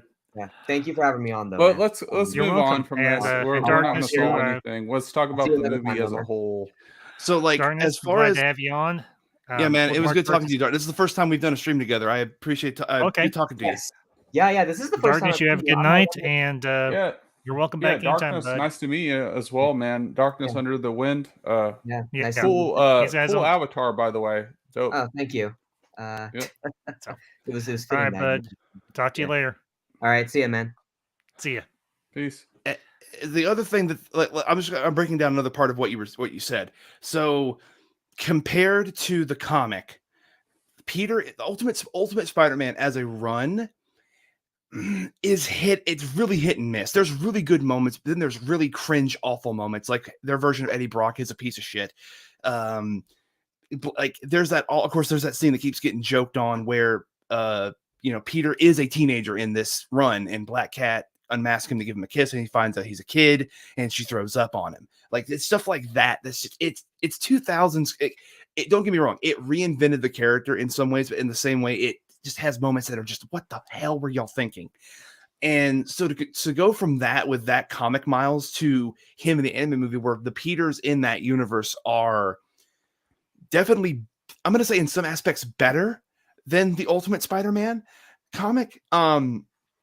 I think that was another plus. However, what I love about this trilogy, and this is it took me a couple of days after seeing the second movie, but this whole trilogy is to prove Miles Morales is Spider-Man. Anyone can wear the mask. That Yes. the Lord it's Miller more of saw a these mantle, online right? Yeah. they saw the online discourse and were like, all right, hold this beer. We're gonna be right back. We're gonna make one of the best Spider-Man trilogies ever made. And yeah, we're gonna solve this argument basically. So, well, I disagree somewhat, but I agree with what you're saying too, because like I came to that conclusion in the second one, right? Like kind of what I said. I was like, yeah, he's his own Spider-Man, but then there's also a line that he says, "I am Miles Morales" when he's fighting Miguel O'Hara. Obviously, he's not going to be the original. The original is Peter Parker and will always be Peter Parker. But but here's the he thing. is his own established character. Like, let me differentiate here too. Batman and who else was his own character? Nightwing. Got his own territory, blah, blah, blah, differentiated himself. Still a dope character. And there's a really interesting story within the comics where Batman gives the mantle to Azrael, not Nightwing. There's a really powerful story about that, that's and the fact that he didn't want Nightwing to be like him because of his past, and didn't want him to put it through it. It's like this father son, even though he's like this adopted father type figure. So some pretty deep writing within that. I'm not saying this is quite that, but like, I'm glad Miles Morales is getting his respect, because man, I did love the dude. I came out of this film and I loved it, man. I can't wait to see this third film, and I hope, to be honest, I hope there's a live action. So There's live definitely going to you be. don't want to see live action. There's definitely going to be a live action out of this. Not out of this movie specifically, but in the MCU, there's going to be a Miles Morales. Yeah, I mean, I would watch it. I want to see what they do, but like, obviously, like my favorite is Tobey Maguire. I'm biased, maybe like Ferris and George and Ambassador's best friend that was on my channel last night. We won't get into that. Okay, I know. So, no, it's fine. All right. Well, we're gonna wrap up here in a few minutes, but I do want to wrap up with a couple questions. One comes from Marcus, the other one will come from me, and then we'll call it an evening, fellas. So I'll bring up Marcus's question here, if I can get it to come up. Come on. Do you think the era of comic book movies is coming to an end after this decade? Ferris, Tim, Meta, your thoughts?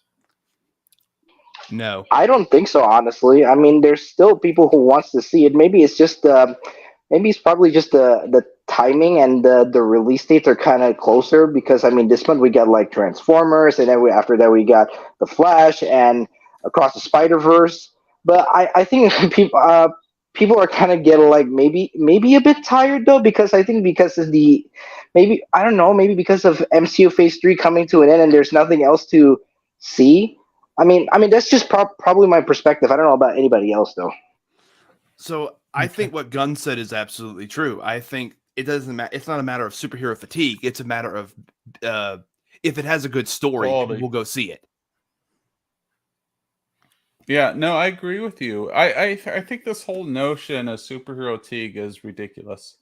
I think the problem is like the phases after this. Sure, the end game was, I think it was a brilliant ending, right? But then we started these new phases. Obviously, we had the pandemic, but now, I mean, this is something maybe unpopular to say, that people are a little bit more strategic on how they spend their money. Obviously, the inflation things are a little bit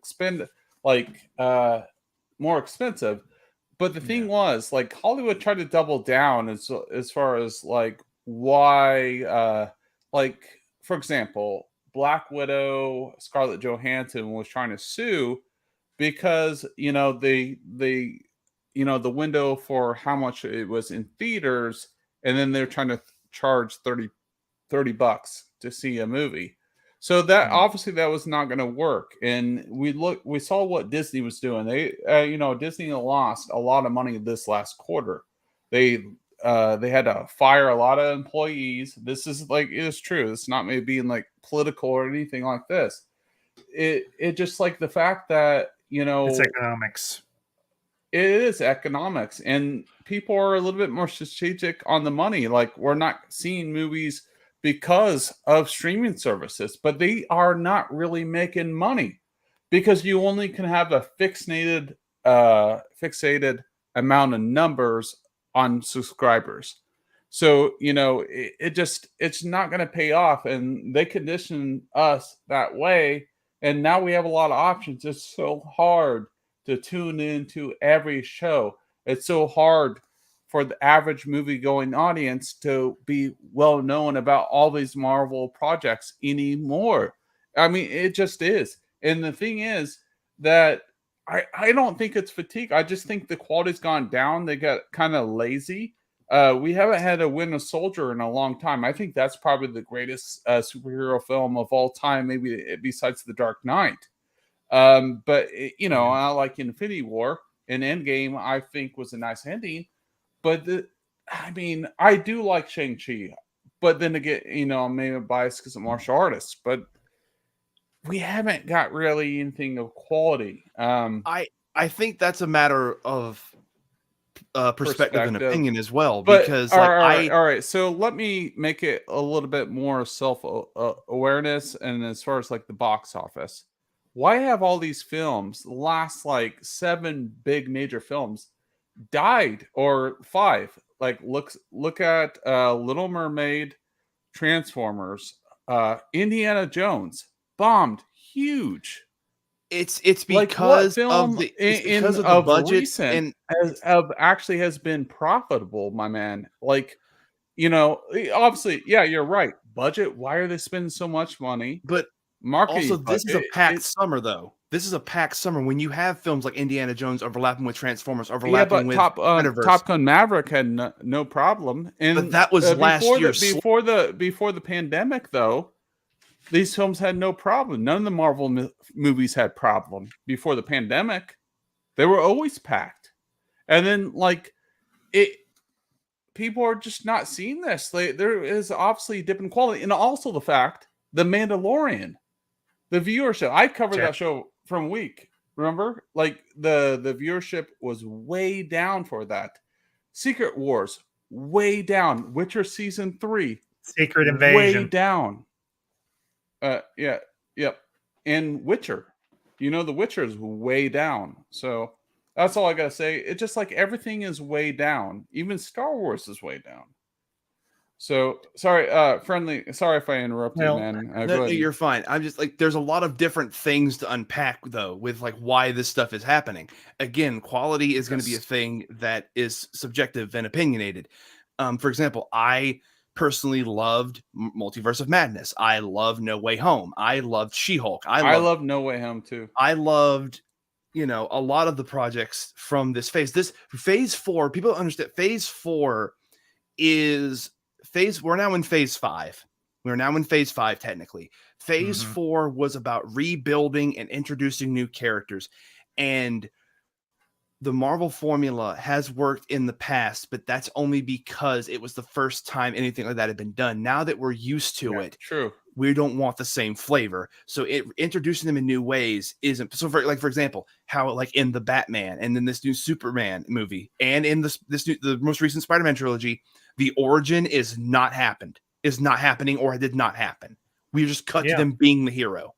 I want to comment on the She-Hulk that the viewership was way down for that. Well, that's a mixture. Go ahead, Meta. No, go ahead, bud. It's okay. That's a mixture of you have. No, you're talking about like I get what you're saying. Like you're talking about. He hasn't said anything yet, Tim. So hold on. No, I was like, he said something earlier, the fact that like when Marvel, it was like the first thing it was doing, like as far as like the phases, right? That's what you're talking about. Like when Marvel was doing that cinematic universe, that was kind of a new thing, right? Yes, that so like oh, phase yeah. 1, phase 2, and like, but phase 1 introduced that, and then they kept doing that formula for phase 2 and phase 3. But now that we've entered a new phase, we do want something a little bit different. And again, films that I know had the potential in Marvel to be really good, and shows that had the potential in Marvel to be really good, a lot of them did not hit the mark. Including for me, like Quantumania. I was like, Quantumania has potential. It really does. When you look at the premise, when you look at the plot, it has potential. You get Jeff Loveness in there doing the most cringiest ass writing. Like, no, you go. Although I did predict the ending, correctly predicted the ending. I do think that's hilarious. But then you have something like Moon Knight, where they did not even touch a comic book for Moon Knight at all. And that upsets me, because Moon Knight is a character you can go very dark with, it's just like with the Hulk. Both of them tackle mental illness. Both of them tackle different aspects of multiple personality and stuff like that. That could be a very good commentary on, which is what they do in the comics. And Moon Knight is silly. Moon Knight is funny. There are very good memes online. I do hope when Blade joins, he goes after Dracula for that money that he owes him. But but you know, at the same time, though, going back to She-Hulk, that was a mixture of people not understanding her comic origins. It was meant to be a comedy, and people weren't prepared for it. Yeah, it was Ally McBeal, and people weren't expecting Ally McBeal. So you have a mixture of the audience not expecting what it was, which means that either they didn't read the source material, or they just don't know the character. Because She-Hulk is a BC character, in all fairness, and I love She-Hulk. I love all. The show was good. I enjoyed it thoroughly. Just like Ambassador said, his wheelhouse was X-Men and Fantastic Four. For Marvel, my wheelhouse is the Hulk and Spider-Man. That's my wheelhouse. Fuck off. She-Hulk was trash. Just kidding. So no, I didn't like She-Hulk, but if you liked it, fair enough, man. You like what you like. But this is the thing. I think that's an issue. Like, if you like what you like, that's fine. This is the thing, though, Tim, is that Deadpool has a lot of the same humor as She-Hulk, even though She-Hulk did it first. She-Hulk was the first, like, fourth wall breaking character, or one of the first in comics. And as far as, like, this is another thing, real quick. This is like a thing. So DC has always had Wonder Woman as a solo superheroine. Like that, they've always been able to trump Marvel in that regard. Marvel really doesn't have a lot of solo superheroines like DC does. The few that they have that have done well are Spider-Girl and She-Hulk. Like, those are the top two that I know have done well with single issues. Also, which Spider-Girl are you talking about? Mayday. Oh yeah, the original one. The original 90s run. Yeah, the it's original one of the best. It's one of the best solo runs for a superheroine Marvel has ever done, and yet editorial does not want to acknowledge that she exists. Whew, don't get me started on Spider-Man comics. Anyway, the current state just angers me. But yeah, so She-Hulk, again, no one was expecting a comedy like Ally McBeal. Was the writing all the best? No, but was it on par for the character? Yes. Especially the Dan Slott run. So you have a mixture of people not understanding the character, not reading the source material, and then people just being sexist. I'm just going to say it. Some people were sexist just because it was a woman. Yeah, you're not wrong, Maddie. You're not wrong. So, and I loved. I'm trying to remember her name, Ambassador. What was the woman that played Tatiana Mansley? Tatiana Mansley, which is funny because the villain's name is Ms. Lonnie. The villain's name is Titania, and Tatiana her name is Tatiana. Yeah, Tatiana Maslany. She did a fantastic job as Jennifer Walters. Now, was she my first choice for Jen? No, honestly, I was expecting someone more. I swear to you, I'm not. I don't do fan casting that much, but I think someone that was similar to the wrestler Trish Stratus would have been better, because Jen is a bombshell in Hulk form and not. And I'm not saying Tatiana's ugly. I'm not saying that. She is gorgeous. But it's one of those things. And that's the other thing. She-Hulk is a female character that embraces her sexuality, her hypersexuality. She embraces that shit. That is one of her superpowers.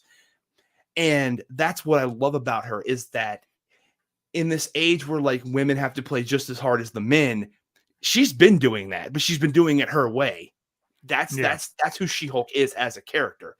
And I will say the finale was a bit I off. love the finale. It was a cop I love out the finale. I'm not to gonna me. lie. It was, I love no. the Parts of finale. the finale were good, but I'm sorry, the way they introduced Scar just felt disrespectful to Hulk.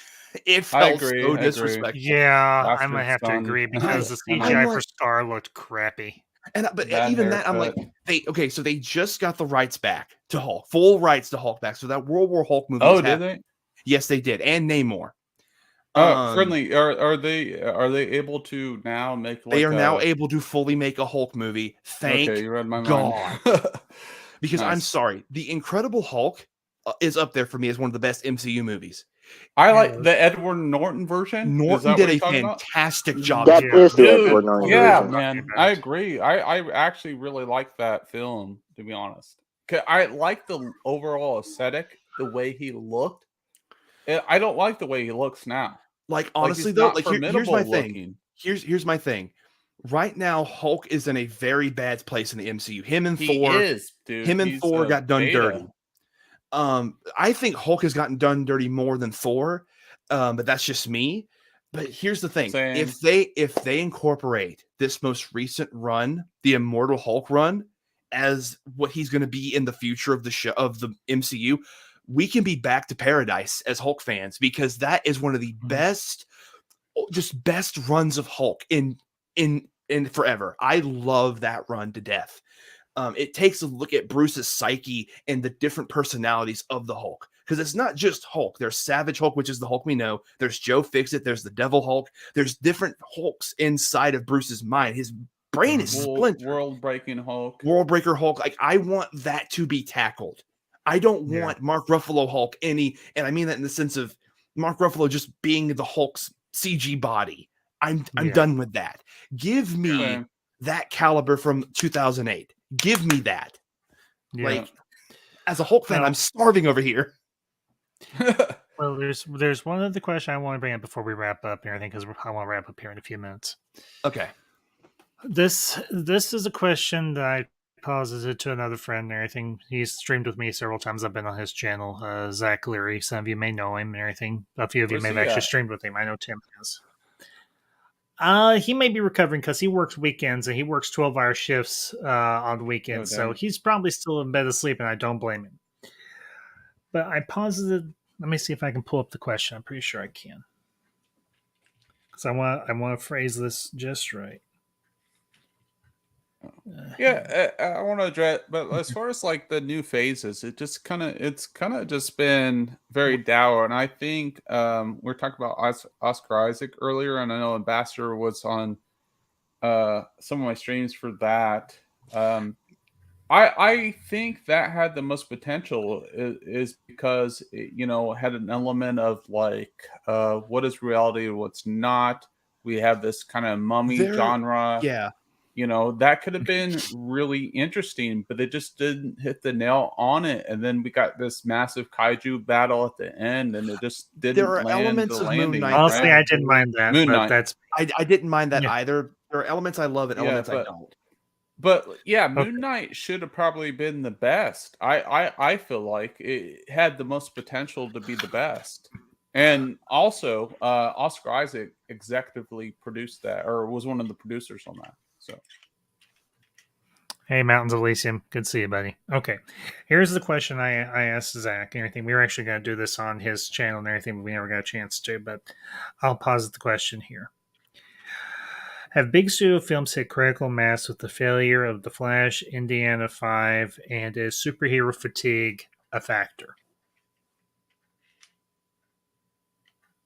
Because if you consider studios like Warner Brothers and Disney/Lucasfilm, a lot of the projects that they have come out have been underperforming.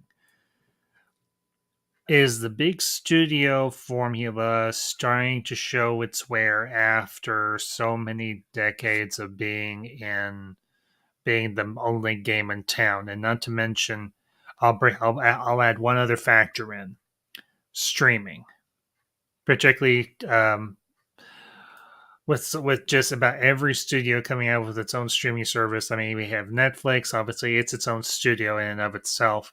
You have Disney has its own streaming service. Paramount has its own streaming service. Universal, I think, has Peacock or something along those lines. And you've got other free streaming services, like you've got Pluto TV, you've got Crackle, all of these things. Are we eventually going to see a lot of these big studios have to tighten their belts more so than they are? Are we eventually going to see some of these studios go belly up? That's that is my question to you all. Is the big studio formula of how they do movies, how they market them, Hold on, eventually going to implode? Ferris talk because he hasn't talked in a while. Well, Ferris got a kiddo too, so if Ferris wants to talk, he can. Well, about the studio fatigue or something, the studio formula for superhero fatigue. Well, let me reread the question. Sorry, Ferris. Hang on, let me get back to it. Have big studio films hit critical mass with the failure of The Flash, Indiana 5, and is superhero fatigue also a factor? That's the question. I think maybe it could be, because I've been like thinking about that the whole time. Like during okay, like Little Mermaid, like Tim said, Little Mermaid flopped, and then also like The Flash flopped, and also Indiana Jones and the Dial of Destiny also flopped. I don't know if that's really a factor. I think it's because like they're big movies, and that has like big stories and all that, and maybe it's because of the timing, like they come in like in the same month, and also they're like trying to like conquer box office, and I don't think superhero fatigue is actually a factor to it, because think like maybe yeah, I don't think it's really a factor. I think it's just probably timing problem. I think timing is the factor of like the release, because you got a lot of big movies, and people have to go see this and see that. Like it's summer, I think, because because summer's where you go and have fun, whether you want to go theater, or you want to go go on vacation, or whatever. Like, yeah, I think maybe superhero fatigue isn't really a factor to all of those flops or anything. I think it's just a matter of timing and storytelling. I mean, that's just to me. I don't know about the rest of you guys. Okay. Tim, Meta? I'll to piggyback off of what Ferris said, I think fatigue I don't think is a thing. I think as long as the story is good, people are going to go see it. But the other thing is, again, this summer is a lot more packed than last summer was with blockbusters. Top Gun Maverick is really didn't have a lot of good competition until you got to August. But now we got a new Transformers, Spider-Verse. The Mario movie had legs. Like just so many movies from May to August. We have so many films, and it also like is a thing of what are you going to spend your time on? That's the other thing, because not everyone can see everything, and not everyone has the money to see everything. So what are you going to pick over others? You can come back to that stuff later, but in the moment, what are you going to choose? And for me, for example, like honestly, this year alone, I have seen more films this year than I have in the past 4. And that's just because of how much there is to see. And also, TDLR, my uncle's Christmas present this year was I watched some of his favorite movies, and I have been cultured a bit more because of that. I know this is probably a sin, but I finally saw a Christmas classic with, oh my God, I keep forgetting the name of it. It's not a Christmas. No. What's the one with Jimmy Stewart? It's a Wonderful Life. I finally saw It's a Wonderful Life after, all this time. But no, Ambassador, though, it hit like it was a fresh movie. It hit me in the feels. So that's what I'm saying. Like, what am I devoting my time to? And mostly I devote my time to the two things that I really love right now, which is games and anime. That's where most of my time is going to go to. What anime is your favorite? Real quick. JoJo's Bizarre Adventure. I like that. DBZ is my favorite. So that's moving on. Fair. But that's what I'm saying though. Like, if a new season of an anime comes out that I'm interested in, I'm gonna watch that. Or if like a game like Spider-Man 2 comes out, I'm gonna devote my time to that versus going to see something. And even though, like, for example, in August, the new TMNT movie comes out. I think it looks really good and really fun. It's gonna be a very interesting take on the Turtles. And it definitely reeks of 80s, was not nostalgia, but there's like a remembrance of that 80s era of the Turtles in this film. I see it. Also because of all the villains. My God, there's so many villains. Yeah, Bebop and Rocksteady, Baxter Stockman, Genghis Frog, yeah, all of them. So I'm still on the fence about it. It has nothing to do with the redesign for April O'Neil. I'm on the fence about it. That's all. I understand that. I mean, because some of the voice casting is a bit iffy, but others are fantastic. Like, what's his name? Who's playing Baxter Stockman? Gus from Breaking Bad. Giancarlo Esposito. Yes, that has me interested. But again, it has me interested, but I'm not fully committed if I want to go see it or not. Just like with The Flash, like, Ambassador was right. Like, why would I want to see this like hollowed version of a story that's told more superior in animated form and even in the comics? Yep. Like, I'm not. I'm just gonna pirate that shit. I'm right. Sometimes can I piggyback on something about the Flash though? Sure, Ferris. Yeah. Right ahead. Here's the thing though. That film has been in development for like 33 years, and they haven't even got the right story. Because again, Warner Brothers has been very picky, when it comes to getting getting their superhero properties, getting their DC properties. They already, like, the first one, they try to get Michael J. Fox try to either play Barry Allen or Wally West, because Jeff Loeb, who wrote your favorite Batman stories, was writing the movie that time in the early 90s, and then it became a TV show. And then it happens again, because the Flash resurgence again in animated because of Justice League, because of the DCAU, and they got David Goyer trying to get the project to write and direct, starring Ryan Reynolds as Wally West. By the way, that's interesting choice. By the way, and they didn't even get that movie done. And then they changed another director, with Sean Levy, who would, by the way, direct Deadpool 3 with Ryan Reynolds, and then they changed the director, and it didn't even get done. And yeah, for 33 years of the development, they didn't even care about this character. I think I think it's because maybe the success of the TV show is probably more interesting compared to the movie somehow. I don't know. You were saying, Meta? Ferris, you're describing what happened with the Catwoman movie, right? Oh. Yes. Oh my God! They try to get Michelle Pfeiffer, with Tim Burton, with Tim Burton, but that didn't even happen. And then look what happened 12 years after Batman Returns. Oh my God! No, that's what I'm saying though. What you're describing with the Flash happened exactly with Catwoman. So this isn't the first time DC has pulled this stunt. Honestly, after the controversy with Ezra, they should have pulled the film. It would have been a big financial. But that's the other thing. That's what they did with Batwoman too. Remember? Ambassador is talking about studios going belly up. If Warner doesn't get their shit together, they're gonna be sold to someone. Someone's gonna buy them. Yeah. I do think it's gonna be Universal. Well, Universal's been doing pretty well considering some of the movies that they've put out lately. That's what I'm saying. Have done relatively well. Yeah. Go ahead. Go ahead. Sorry, hold on. Let me get my camera. I got everything good now.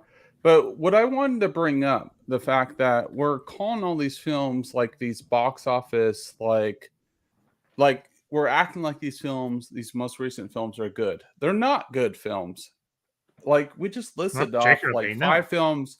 Yeah, like Little Mermaid, Transformers, The Flash, Transformers: Rise of the Beast. I've heard all freaking bombed. But they bombed because of budget, and they're not critically well received either. They bombed because of budget and marketing. Though they didn't bomb because of quality of story. Yeah, but Transformers was not that good of a film, though. It's not. I have It's heard not, that's what I'm saying. That's what I'm saying about it being opinion. I've heard otherwise for some fans of Transformers that this film is Yeah, I've awesome. heard some people say it Especially was actually very good. same thing well, with Well, it's I'm a Indiana been Jones. divisive, right? It's been Sorry about that, divisive. guys, but I actually enjoy Rise of the Beast because again they introduced the Maximals because I'm a '90s kid and they introduced that kind of Right? Transformers in my generation. So yeah, I did kind of enjoy that. But the only again, what speaking with the Flash is time. The timing was so wrong because it's so jam packed with other competition. I think that's But that's probably the always only how it's problem. been. Like every film is always jam packed or whatever. Even before But this, like you have there are to certain account films that stand out. also. Like Avatar, the way water had stuff that was against it, but it seemed to But do it's well. Avatar and James Like Cameron, though. Like yeah, that's but like Yeah, you could say that. comparing honestly, I a. didn't bother to see it. Well, the last film came out like over 10 years ago. The problem is the dip in quality of these films. It just like these are bombing. Why are they bombing? Tim is not wrong. Look, here's the thing. There's a multifaceted argument about this, and Friendly was bringing this up, and Ferris was bringing this up. Like, and he didn't even realize he was bringing this up.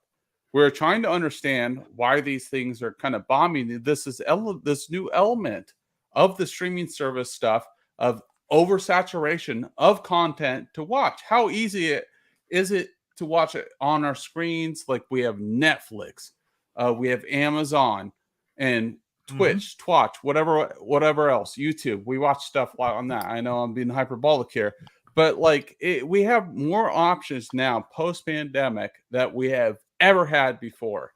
And I think I mean, that is hell, an we've had element that more. we're really not considering. And Here's.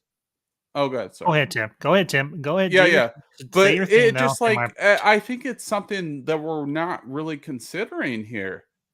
Things have changed since 2020. We're like, it takes 30 days or 3 weeks, 3 to 4 weeks to develop a habit of watching things, get normalized to things, and to come out of things.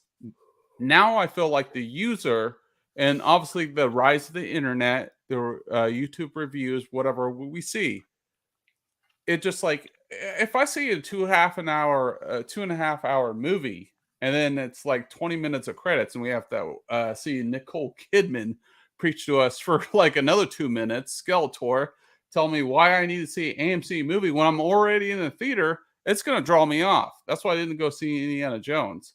I'm just like, what the WTF? It's kind of one of those elements, the fact that time is a source that we will never get back.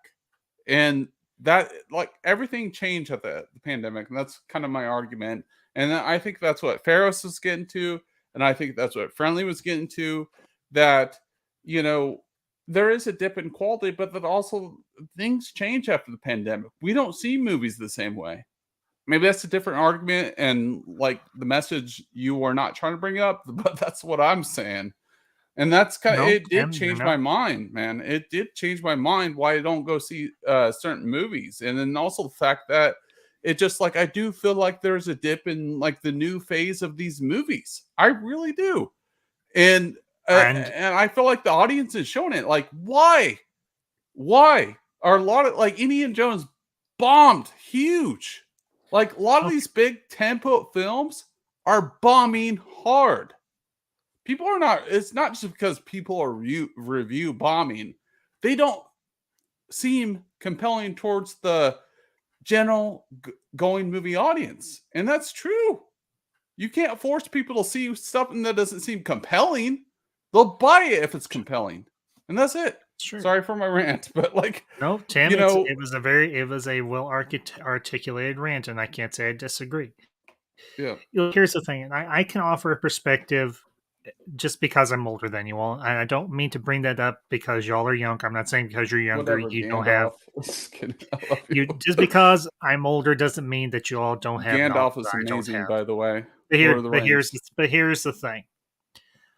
I have seen the evolution, at least from the 1980s till now, of television to streaming and movies. I grew up in two of the greatest decades, at least as far as I'm concerned, of cinema, the 1980s and to a degree the 1990s. I also grew up watching a lot of older movies because I grew up in a home with my mom, my grandmother, and my dad when he was still alive. Tim makes a very valid point. The quality of the movies that are coming out nowadays is lacking. And it's one thing, I will say this, and me and my friend, me and Zach have discussed this. And that's why a lot of the reviews I've got coming up over the next several months and going forward with the channel in general is going to be one-off movies from the 80s, from the 90s. We have gotten so accustomed to a franchise that we are almost mindset to only that we no longer give the one-off film a real chance, or we don't give the limited series of movies a chance. There's a pair of movies from the 1960s, is a pair of spy movies starring James Colburn as a spy, a gentleman spy named Flint. There were two movies that were in that series, and that was it. It was called In Like Flynn and Our Man Flint. That was it. They were campy, they were cheesy, but they were entertaining, and James Colburn was a great spy. He wasn't James Bond, and he wasn't Austin Powers. Austin Powers is more a play off of Flynn than anything else, but there is a mix of James Bond also in with Austin Powers. With the 2000s, the early 2000s, we had some cringeworthy movies. I'm not going to lie. I'm not going to say that everything that has come out ever in the history of cinema has been quality. There are some cringeworthy films. I will agree. But we as a populace and as the movie-going public, and even us as YouTubers, I think to a degree we need to become more discerning of the movies that we cover and the movies that we digest. And I think that's also true of streaming. And I think you're seeing that in terms of what movies people are going to see in theaters. For a lot of people, Indiana Jones to a degree is a dormant or a dead franchise. Agreed. A lot of people will say Indiana Jones ended in 1989 with The Last Crusade. Kingdom of the Crystal Skull, a lot of people are like, why the hell did they make this movie? I watched it. I didn't particularly care for it. Some people liked it, and they're entitled to that opinion. I have not. I didn't even see it in theaters. Yeah, and there's something wrong with that. Me and Mam Ambassador, we are going to try and everything because both me and her we have our health issues. I have my back, she's got a bad knee, so we have to kind of plan out when we're feeling like going to the movies to go to the movies. That's why you don't see me doing a lot more current movie reviews on here. It's because we can't always get out to the theater to see them. We sometimes have to wait till they come out on home video. What I have decided with my channel is, and most of you know, I don't do streams like this. I don't talk about entertainment news. I don't talk about movie news, but this was something that was interesting to me and I knew would be a platform for a good discussion. Most of you know the channel. I do movie reviews. I do movie discussions. I do movie series reviews. I don't do movie news because oftentimes it's all rumor and conjecture and speculation. I don't deal in that. I deal in fact. And here is a fact I have come to discover, and it's from friends I have talked to. It's from coworkers I have talked to. And it's from my own perspective. People want stories that they can get behind and that are going to be invested in. And if you look at movies, and I'm not trying to bash on the film to any degree, do not misunderstand me here. But if you look at movies like The Flash, and you look at movies, say, like Indiana Jones 5 and The Dial of Destiny, I haven't seen it, so I can't say if it's good or bad. I will base it on its own merits when me and the missus eventually see it. But out of the movies I have seen thus far this year, and that's only been a couple, that was Quantumania and Across the Spider-Verse. I am going to go see Dune Part 2 in theaters when it comes out in November, come hell or high water. I'm going to try to see it in IMAX like I did with Dune Part 1. I'm going to do my damnedest to go see a Ballad of Songbirds and Snakes, which is the prequel to the Hunger Games series, because that's a universe I'm interested in. We're doing a review series of the Hunger Games movies in August next month for Mam Ambassador's birthday, because she loves them and I love them. People want a story that they can be invested in and that they're going to be able to take their mind off the daily grind that we are all currently in. I don't get political very often, if ever, but I will say this here and now. The current state of this country is kind of cruddy. And it's not any one party or person's fault. It is a cumulative issue. And people want to be entertained. They don't want to be preached to. They don't want to be told that they're a bad person just because of the color of their skin or what they identify as. And I don't get into that whole thing. Everybody knows this. People want to watch a show to be entertained, or in some instances to be informed. People want to go to a movie because they want to see their favorite characters or a brand new character up on that big screen. And until these studios stop being so damn risk adverse to try something new and try something different, they are going to continue to fail. They're going to continue to lose money, and they are eventually going to have to close their doors, and then they're going to be in a real world of hurt because somebody else is going to come in there, take all the assets that they have, and do exactly what I just stated. Take a bloody chance on something new and something different. Yeah. Exactly that. What do you think Top Gun Maverick is boom? Like this Mission Impossible movie I'm seeing tomorrow night, that movie is gonna boom. Why? Because it's for universal audiences. It's gonna be like he puts everything on the line. He's one of the last movie stars ever right now. I don't agree with his, Scientology stuff, but I can separate the art from the artist. Yeah, exactly. 100%. And Elysium brings it up here too. The issue is that they're not making another movie in the series. It's that they're making a cash grab over a genuine attempt to make a new movie or series. Daniel, I appreciate it, but it's not really warranted. But I do appreciate it. So, and I'll bring up Marcus's comment here and everything. I've violated some of Marcus's comments tonight, and he has a point. Video game movies and TV series and anime adaptations are the next big thing. Probably. But they have need a Link movie announced. And I will go see it because I watched the Super Mario Brothers movie and I sat there. Was it really? Wait, what? Yeah, it was debunked. Illumination's not doing a Zelda movie. Oh, they're not doing it? They're not doing it? That was debunked. Honestly, though, I don't want them to do Zelda. I don't think they should. I think it should be a different studio because Zelda is a bit more more serious. Fair enough. Did you guys watch the Sonic movies? I did. They were great. I saw Sonic 1. I have Sonic 2 on Blu-ray. I still haven't watched it. They were great. The Knuckles show is going to be great as well. Like as far as what Marcus is saying, like video games are just now getting that formula right.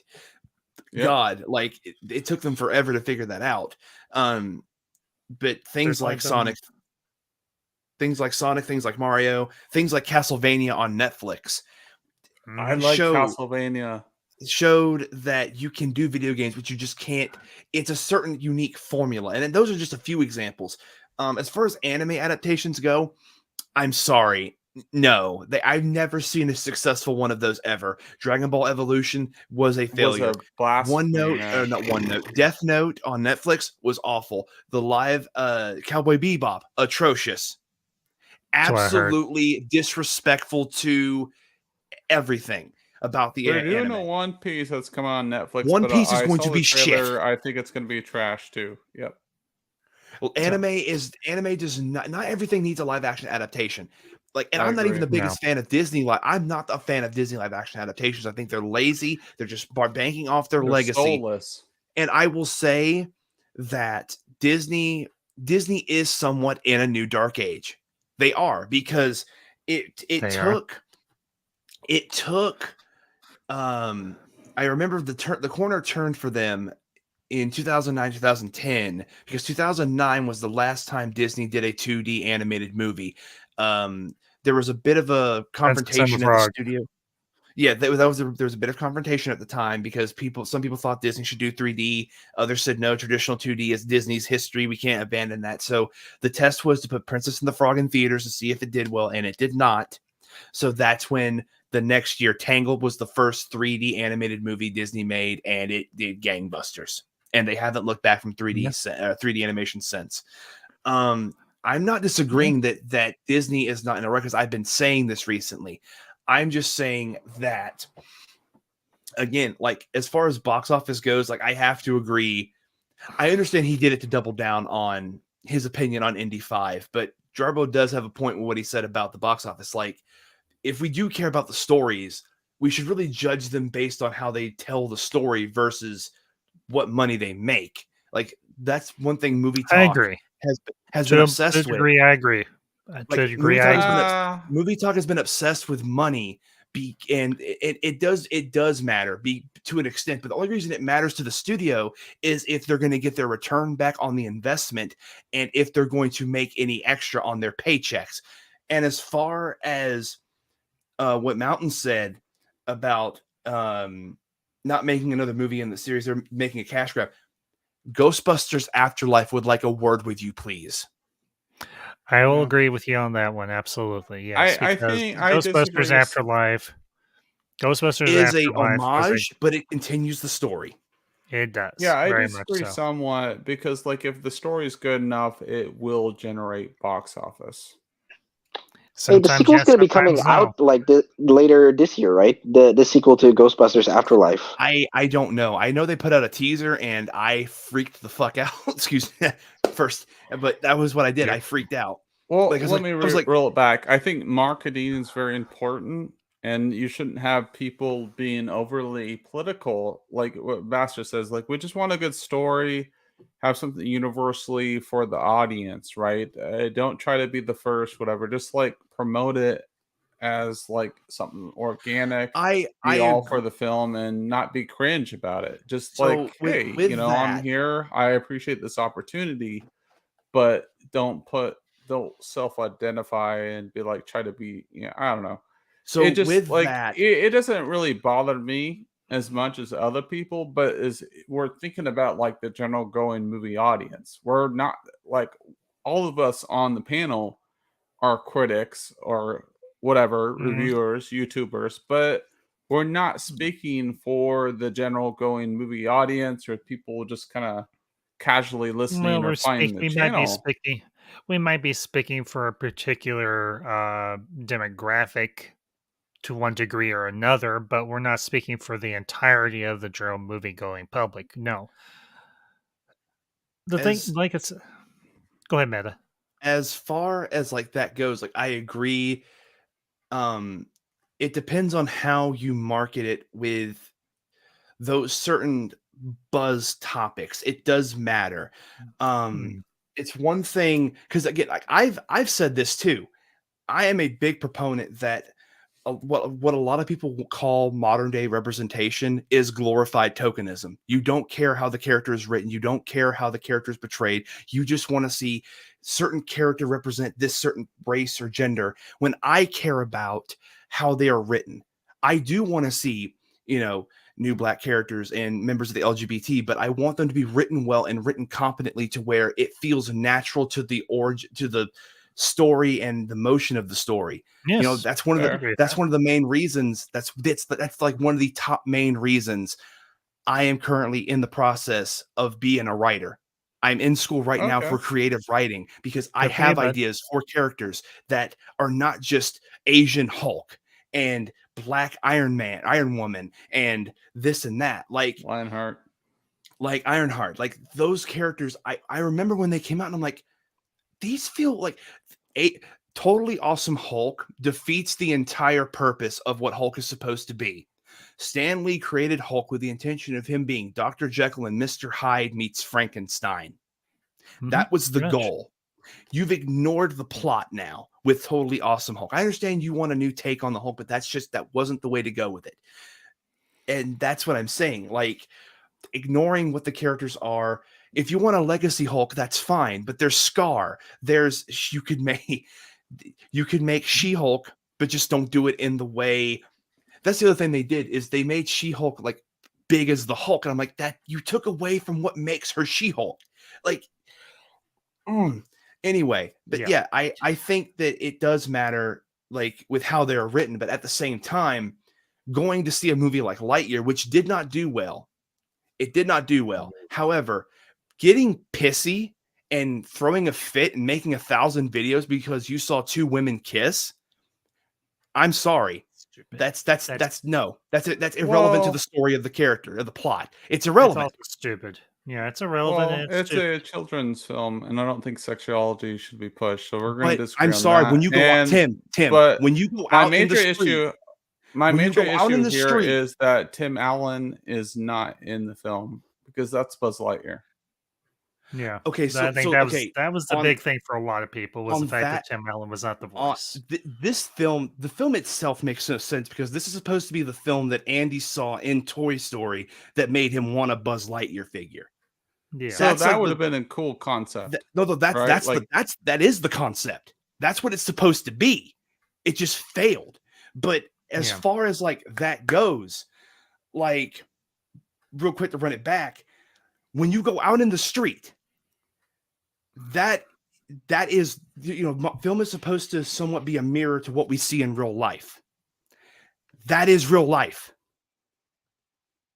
Hate to break it to you, that's real life. There are going to be, gay couples, LGBT couples, trans couples. It doesn't matter. Hold on. Sorry to interrupt you. At least Poindexter Lounge has a comedy about it. Like, man, hey, I love you. Big shout out to you, man. I was gaslighting people, and I think you probably knew that I was just trying to have fun with people. So big shout out to you.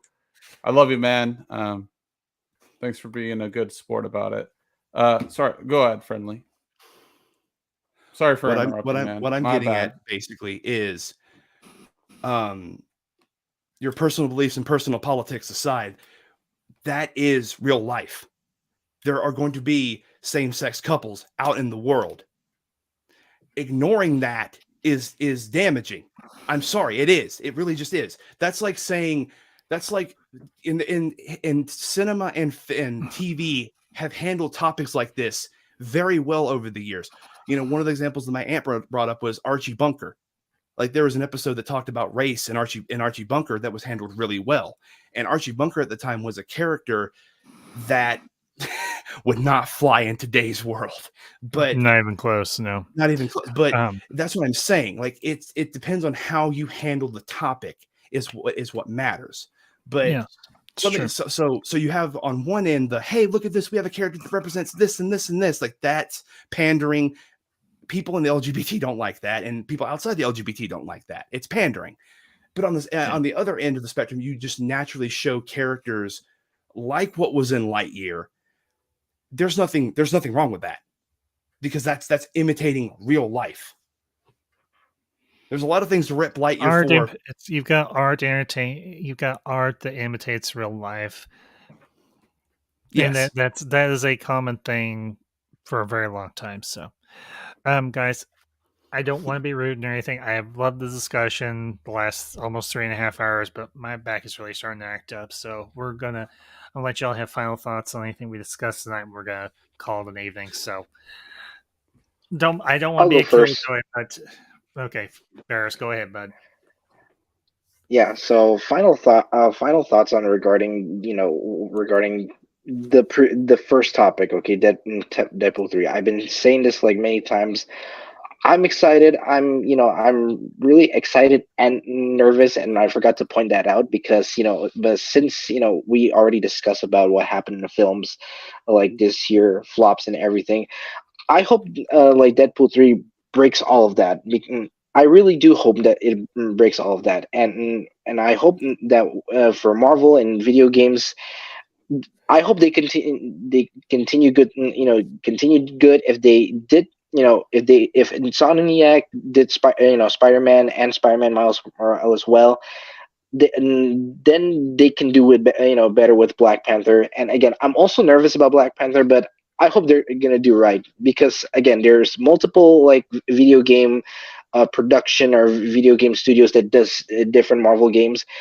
But I just hope that Marvel does well with games, because if Spider-Man can do it, then other characters can do it well. I mean, look at others like after Spider-Man, like Avengers by Square Enix. I mean, that didn't really go well, but I hope like the others really do well. And yeah, again, that was short, but you know what, Ambassador, thanks for having me. And again, for all of you guys that are listening to my daughter in the background, really sorry about that. It's fine, Ferris. Good to have you on, buddy, and good talk tonight. So we'll talk to you next time. All right, Meta Tim. No, thanks for having me on. Next. I know it's getting late. But no, man, I gotta get a topic. The Matrix stream was pretty excellent. Thanks for coming on. That's one of my favorite movies of all time. So thanks for coming on for that. You're welcome. And buddy. then next Sunday I'll probably do Blade Runner. Is Deckard a replicant? Because I know that's a big question. Obviously, I have my. No, he I is know. not. So if he was a replicant, if he was a replicant, then him and Rachel could not have had a child for 2049. Yeah, so obviously I have my thoughts on that, and if Poindexter one that comes out of his YouTube retirement, he does have me on Instagram, Poindexter Lounge, Enosh. Love you like a fat kid loves cake. So we're doing that on Sunday, 9:30 p.m. ET. Also, tomorrow I am seeing Mission Impossible in the evening, so I'm putting out a non-spoiler review. And then the following Monday at 8 p.m. ET, we're covering the box office, and then we're going to do a panel discussion. Anyone else that sees that film, let me know. I want to have a full-on panel discussing that, because I think this is going to be a banger of a film. We haven't seen for a while any film crack $1 billion, and I'm calling it. This is going to crack $1 billion. I trust in my man Tom Cruise, because what does he do? What does he does? He cruises in the box office. Good night, everybody. All right. Yeah. Thanks for having me on, man. I love you. You too. Talk to you later. Yeah. All right, Meta. Floor is yours, bud. I want to thank you for having me on, Ambassador. This has been a fun time. Also, shout out to Elysium for linking my channel in the chat. I didn't have to do that, but that was Elysium does that for everybody. He's one of my mods. He's one. I appreciate that. He's one. Of he's one of the ambassadorial leagues legion of mods. I've got many. Okay, we are legion for we are many. Okay. So I don't know about that, because that's a reference to a demon. My mods are not demons, but fair enough. I mean, the way you phrase anyway. Yeah, I appreciate that. If you enjoyed me, yeah, I mostly talk about gaming and stuff like that. And if you want to follow me on my Twitter down below at the most meta, and subscribe to my YouTube channel. Right now, I am in between doing a let's play just streams for right now I'm in the middle of doing the Jack and Daxter series, and I'm on the road to 100 subscribers, and I am getting closer and closer. It's let's get Meta to 100. I just hit 510 tonight myself. So to all the new subscribers, Congrats, man. I appreciate all of you.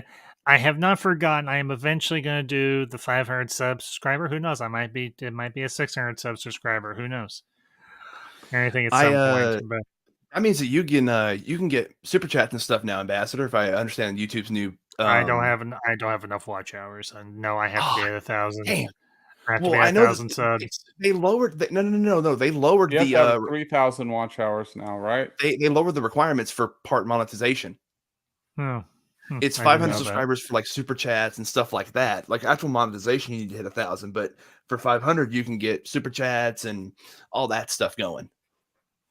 Okay, I didn't know that. Yeah, I'll Alrighty. just look up the new guidelines. Okay, I may do it tomorrow because it's almost 1 a.m. Yeah. here. So Yeah, I got you. all right, well, kids, it's been a fun stream tonight. Hope y'all had a marvelous time, pun intended. As I mentioned, I'll be back this weekend with Mam Ambassador. We'll be doing the Disaster Zone review, be discussing Dante's Peak and Volcano, and from there, not sure what I'm going to be doing, but it will be something awesome, as we often do here on the Ambassador Wing. We always do awesome stuff. So keep an eye on my socials on Twitter and on Instagram. And I'll keep you all posted on what's coming up next. But until then, stay ambassadorial. And of course, that means be kind, be respectful, and be decent to everybody else, even if they disagree with you. And until next time, these are the ambassadors. Signing off.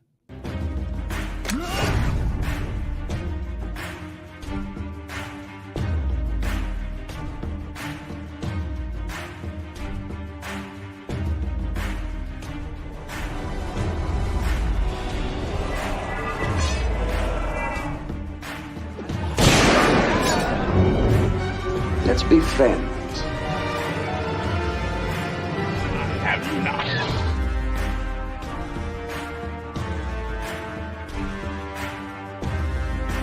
And here